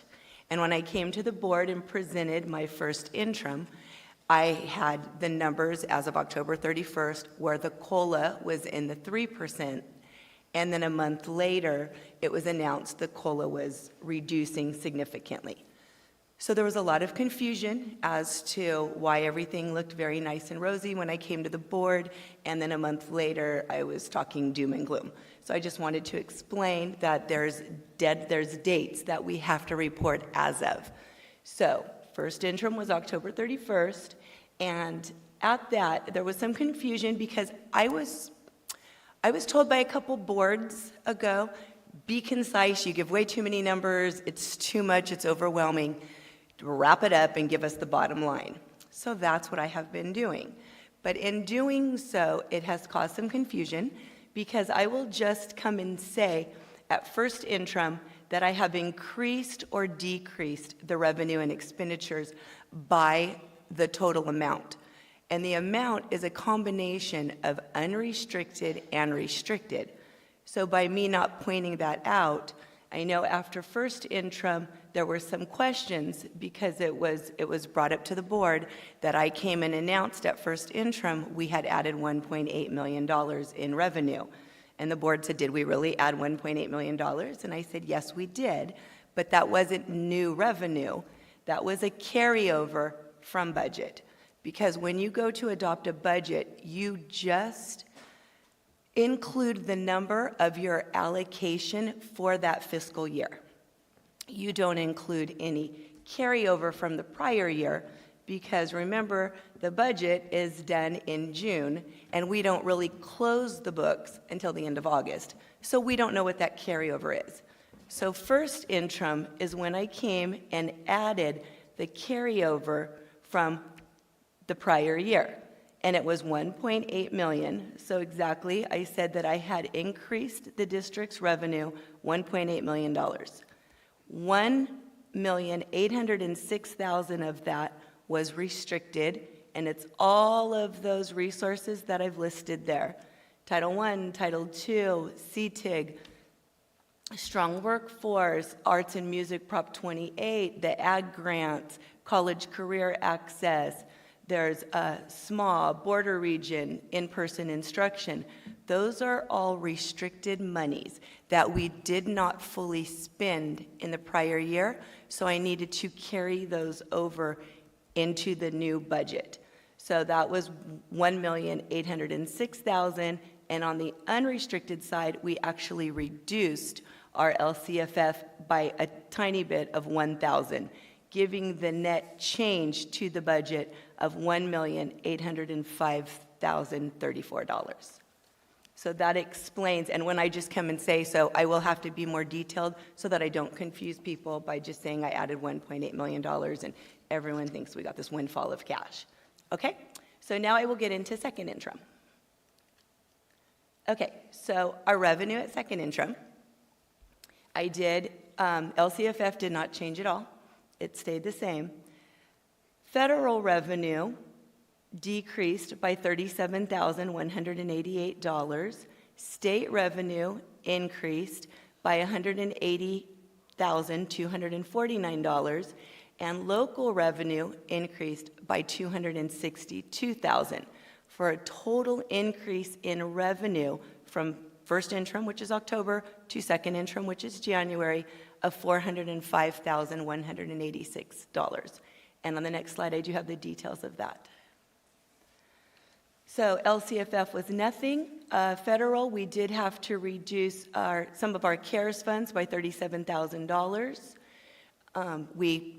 Either our allocation changed or we spent it all, so we did not need it in second interim. So we no longer are eligible for that money. We've spent it, so I reduced it out of this year's budget. On the state revenue, I did include a transportation allocation that California Department of Ed is providing to districts with our apportionment. So we will be getting $492,249 to offset our transportation costs. So that was the increase in unrestricted. And I did reduce, or actually eliminated, strong workforce, which was $312,000 on restricted, because that's what we usually, the grant every year is 312. So I included that in the budget, and we did not actually apply for strong workforce for this year. So we're not going to be getting it. So I reduced it and removed it from the budget, having a net effect of $180,249. Those are the details of the change in state revenue.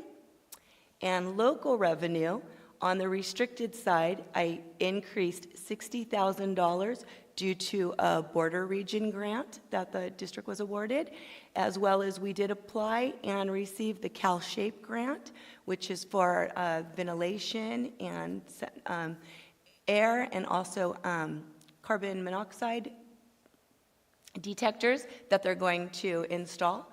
And so that's all part of CalShape, and I know there's a vendor that was already approved with all that grant. It was done months ago. Everything just moves really slow in public finance. So we did finally just receive the money. So I did increase the budget by 202, having that net effect of an increase in local revenue of $262,125. Those are the details behind the increase overall of $405,000. Any questions on revenue? Now we go to expenditures. Now expenditures I reduced significantly, and the reason being is we are almost to the end of the year. We had budgeted many positions that we did not fill and are not going to fill to the point that we're going to use the entire budget in the 23-24 school year. So I went through and on a certificate, and also when I get down to books and supplies and professional service, the main reason for those very large decreases in the millions, those are restricted. Like for instance, our Prop 28, we know that we have 4 years to spend that. We're not going to spend all of that we're not going to spend it this year for sure. We may not spend it all in the next year. So instead of me adding it to the budget and then having all these large fluctuations which cause confusion to people, I'm going to actually work with Ed Services and Student Services and say, what exactly is your plan? And I'm only going to put in the budget the amount that they are going to spend in that year, and then we'll hold out the remainder and include it in the subsequent years, so that we are going to try to line up our actuals more in line with our budget instead of having these variances.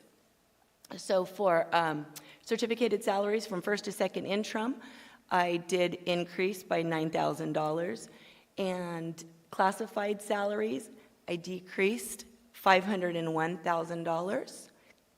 Employee benefits, those usually follow the salaries. I decreased $288,000. Books and supplies, I decreased $1,476,000. Professional services, which include transportation, utilities, property and liability insurance, our students in non-public schools, all our legal fees, any other consultants that the district hires, those are reduced by $1.2 million in the current year. Capital equipment was reduced by $600,000 for a total reduction in expenditures of $4,063,288. And my next slide has a little bit more detail for that. Certificated salaries, that was just going through and truing up actuals to budget. We're pretty close, so I increased by $9,636. The large decrease in classified salaries was some bilingual aides that we haven't been able to staff, and we're not going to hire and pay that entire amount in the 23-24 school year. There was a position at Ivy that has changed. This person makes a lower amount than the person before, so that's a little bit of attrition there, so I reduced that. The business office, I had a vacant, I still have a vacant, I just have a payroll that's come on, so I had a vacant position there for probably 2 months. We had my assistant position was vacant for several months. So the difference in those are salary savings by having those vacant positions. So I went ahead and decreased the budget. IT had several positions the same. We weren't able to hire. We have vacancies. So I went ahead and captured that savings there. Custodial, the same. We had someone who retired. Person came in, makes less money. We have that attrition savings. So I was able to capture that. And in special ed, we have several positions for paraprofessionals that we just can't fill. And so I kept it in the budget through first interim, still being optimistic, hoping we were going to hire those people. We have not. So I know we're not going to hire them and pay $200 and some thousand in sped paras. So I did go ahead and decrease that. Again, the benefits follow the salaries. So that's the reason for the reduction in benefits. And books and supplies and professional services, those are both the same. What we did is, in an effort to really align our budget, we really went through our supplemental concentration. That is an unrestricted fund, but it needs to be treated as restricted because it is only for the students which earn the supplemental concentration funds. So we went through and really saw where we could move things that maybe were more supplemental concentration that were being paid on the general fund side. As far as personnel, so we actually went, instead of just by full FTEs, we went as far as to go by sections. And so we split certificated employees by sections, and whatever sections were outside of our base and were actually supplemental concentration, we moved to that funding. In doing that, we were then able to increase the budget on salaries and benefits for supplemental concentration, allowing us to decrease it on supplies and professional services. We also had money in supplemental concentration for capital equipment, and so we know we're not going to buy $500,000 in capital equipment by the end of this year, so we did go ahead and reduce that. Part of the problem with supplemental concentration, well, it's not a problem, but we have to budget the entire amount. Where normally on the unrestricted side, you don't budget. You only budget what you know you're going to spend. Supplemental concentration, the law changed about 3 years ago, and they require us to budget the entire allocation of supplemental concentration. So we budget that, and for various reasons, we don't end up spending it. A lot is because we have it for positions and extra duty, and if the people don't work, we don't pay them, so we're not going to spend that money. So then it falls out at the bottom, causing a problem, because then it just exacerbates the problem, because then we have to include that carryover in the next year with that budget. And so it does appear that you have all this money budgeted, but then you don't spend it. But the reason why is because the law requires us to budget the entire supplemental concentration. So I was able to reduce that and move it. And so that's the net effect, was the $4 million decrease in expenditures in the 23-24 school year. Okay. And then those will probably, when I come to the board in June, it will be higher, because a lot of those that I was able to trim down this year, because we're not hiring those are not positions we've done away with. They're positions we still need. So I will be increasing the budget. So it's going to look like, well, why did you increase the budget so much? Well, I'm going to have to put those positions back in because we have hired some now, and next year we'll have a full year of pay, where I was able to reduce by the months that we didn't have the staffing. So that changes our multi-year, that changes our multi-year projection. So I did provide 23-24 as the first year. That is second interim. That is what we're asking the board to approve tonight. That is second interim. That does not include any salary increases. And so that would be our beginning balance, and we would end up with an unappropriated fund balance of $5.2 million. But now 23-24, as it really is, not as second interim shows, it does include the salary increase, And so that lowers our projected ending balance to 10 million. And I broke down the components of ending fund balance because by saying we have an ending fund balance of $10 million, it's not an accurate picture because 4 million of that 10 million is restricted. And I have a slide on my next slide shows that. And $35,000 of that is revolving cash. We always have to keep $35,000 cash available to cover our revolving fund. And $1.4 million of that is our 3% reserves that are required by the state. And as you'll see in our components of fund balance, we no longer have the commitment and we no longer have the additional reserves because you just voted tonight to change the policy and do away with those. So that's why they're not included in there. So 23-24, our real ending balance is projected to be 4.5 million, not 5.2. And then carry that forward to 24-25, the ending balance after take out the restricted. And the reason the restricted is growing in 24-25 and 25-26 is because I did not put back any of those restricted grants yet, like Prop 28 and the educator effectiveness, a lot of those are millions of dollars. And until I actually know the exact plan and I can really put real, I don't want to just put the amount back. So that's, it looks like we're growing there. It's just because I didn't add it to the budget, but the cash is still there. It's still in the ending fund balance. So that is 24-25, our unappropriated fund balance, which is what we have left after the restrictions, the revolving cash, and the reserves, is 2.3 million. And then in 25-26, we end up with $1,228. And that is after our reserves and everything that's required. So we're still reporting a positive budget at second interim.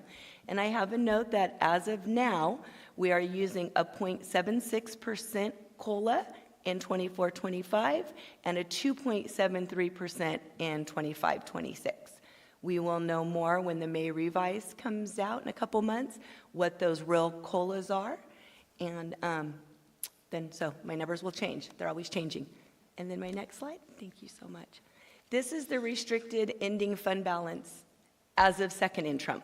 This is what makes up that 4 million that's sitting in there because it's money that's real cash in these restricted funds.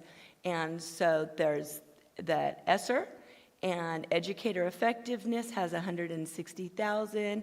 There's some SPED, dispute resolution, learning recovery, that it's actually gone now, but the cash was still in there, so by the time I close the books, you won't see this anymore. Arts and music block grant, 571,000. Learning recovery block grant, that's the big one, because there's actually $2.7 million. We have received that cash, and until we actually have the plan for how we're spending it, and I add it back to the budget next year in 24-25, I've taken it out, so it falls into the ending fund balance. Routine restricted maintenance, that's a contribution account. So we have to, by law, we have to contribute from the general fund 3%. So it's always the same amount as our reserves.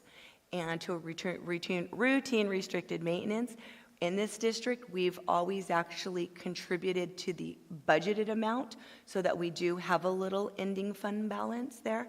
So like if I was supposed to, we carry a little fund, that's why we have $875,000 fund balance there, because our facilities are failing, and that's the only money that we have to replace carpet, to replace any maintenance that we have. So instead of just running it at 3%, also all of our maintenance trades are paid out of there, so that doesn't really give us too much in supplies and services after payroll, so we always budget a little higher. So that's what makes up the ending fund balance on the restricted side.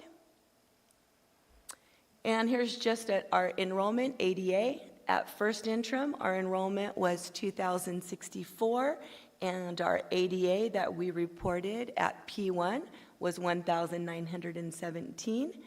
Second interim, our enrollment is 2,036, and P2 is not until the end of March, but I'm projecting that we're going to report about 1,902.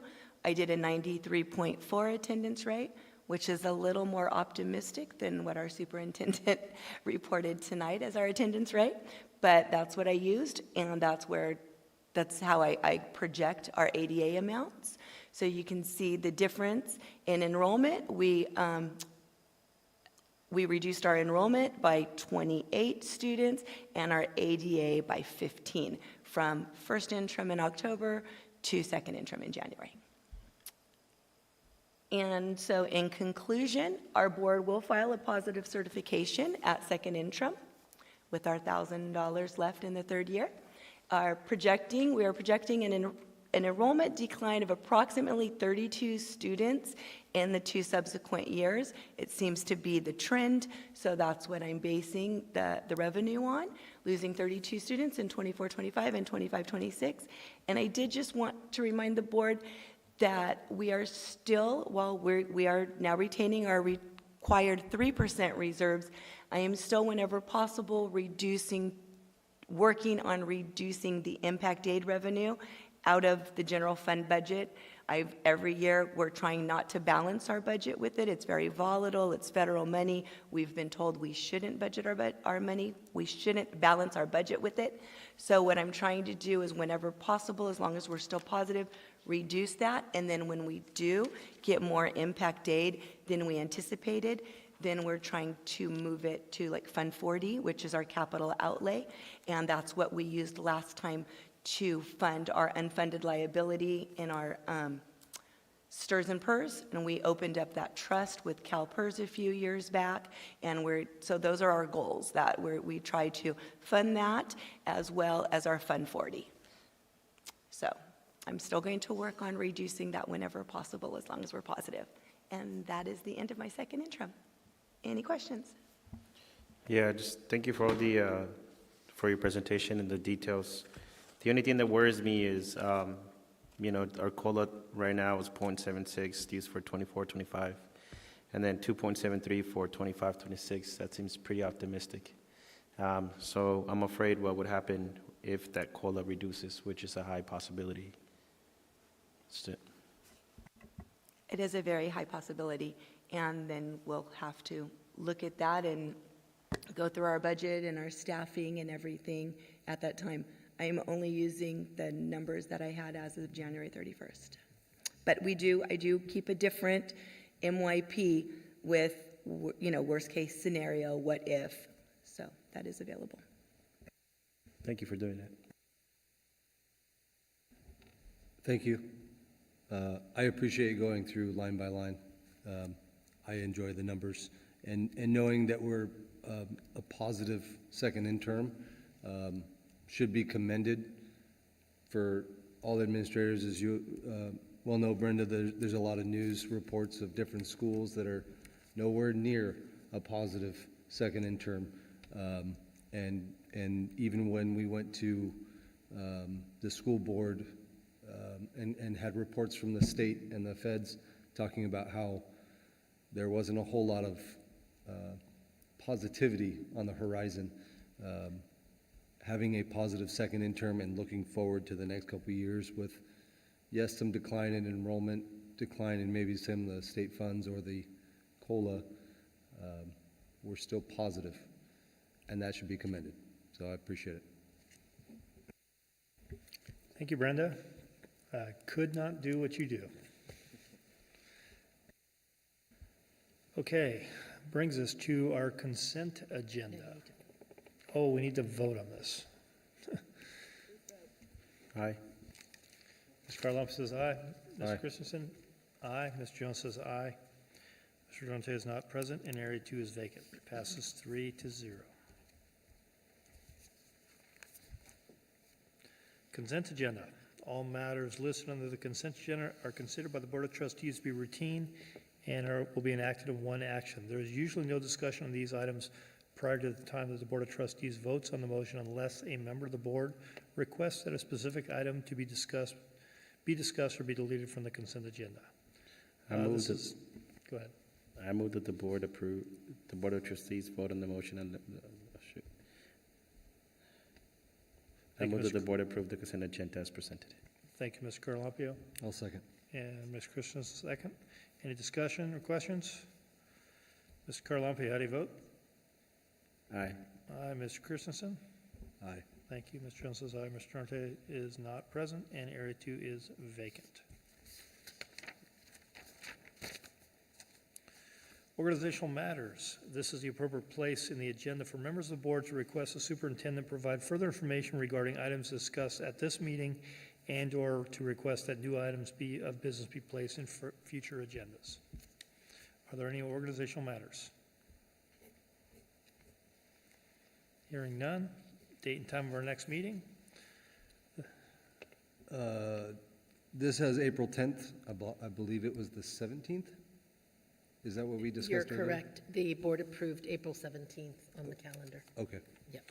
Okay, so date and time of the next meeting, let me see if I got this correct. The next meeting of the Board of Trustees will be held on April 17th, 2024 at 4:30 p.m. here at the Bob Burton Performing Arts Center at Fallbrook High School. Adjournment. There will be no further business to come before the board. The regular board meeting for March 13th, 2024 will be adjourned at 7:53 by President Jones.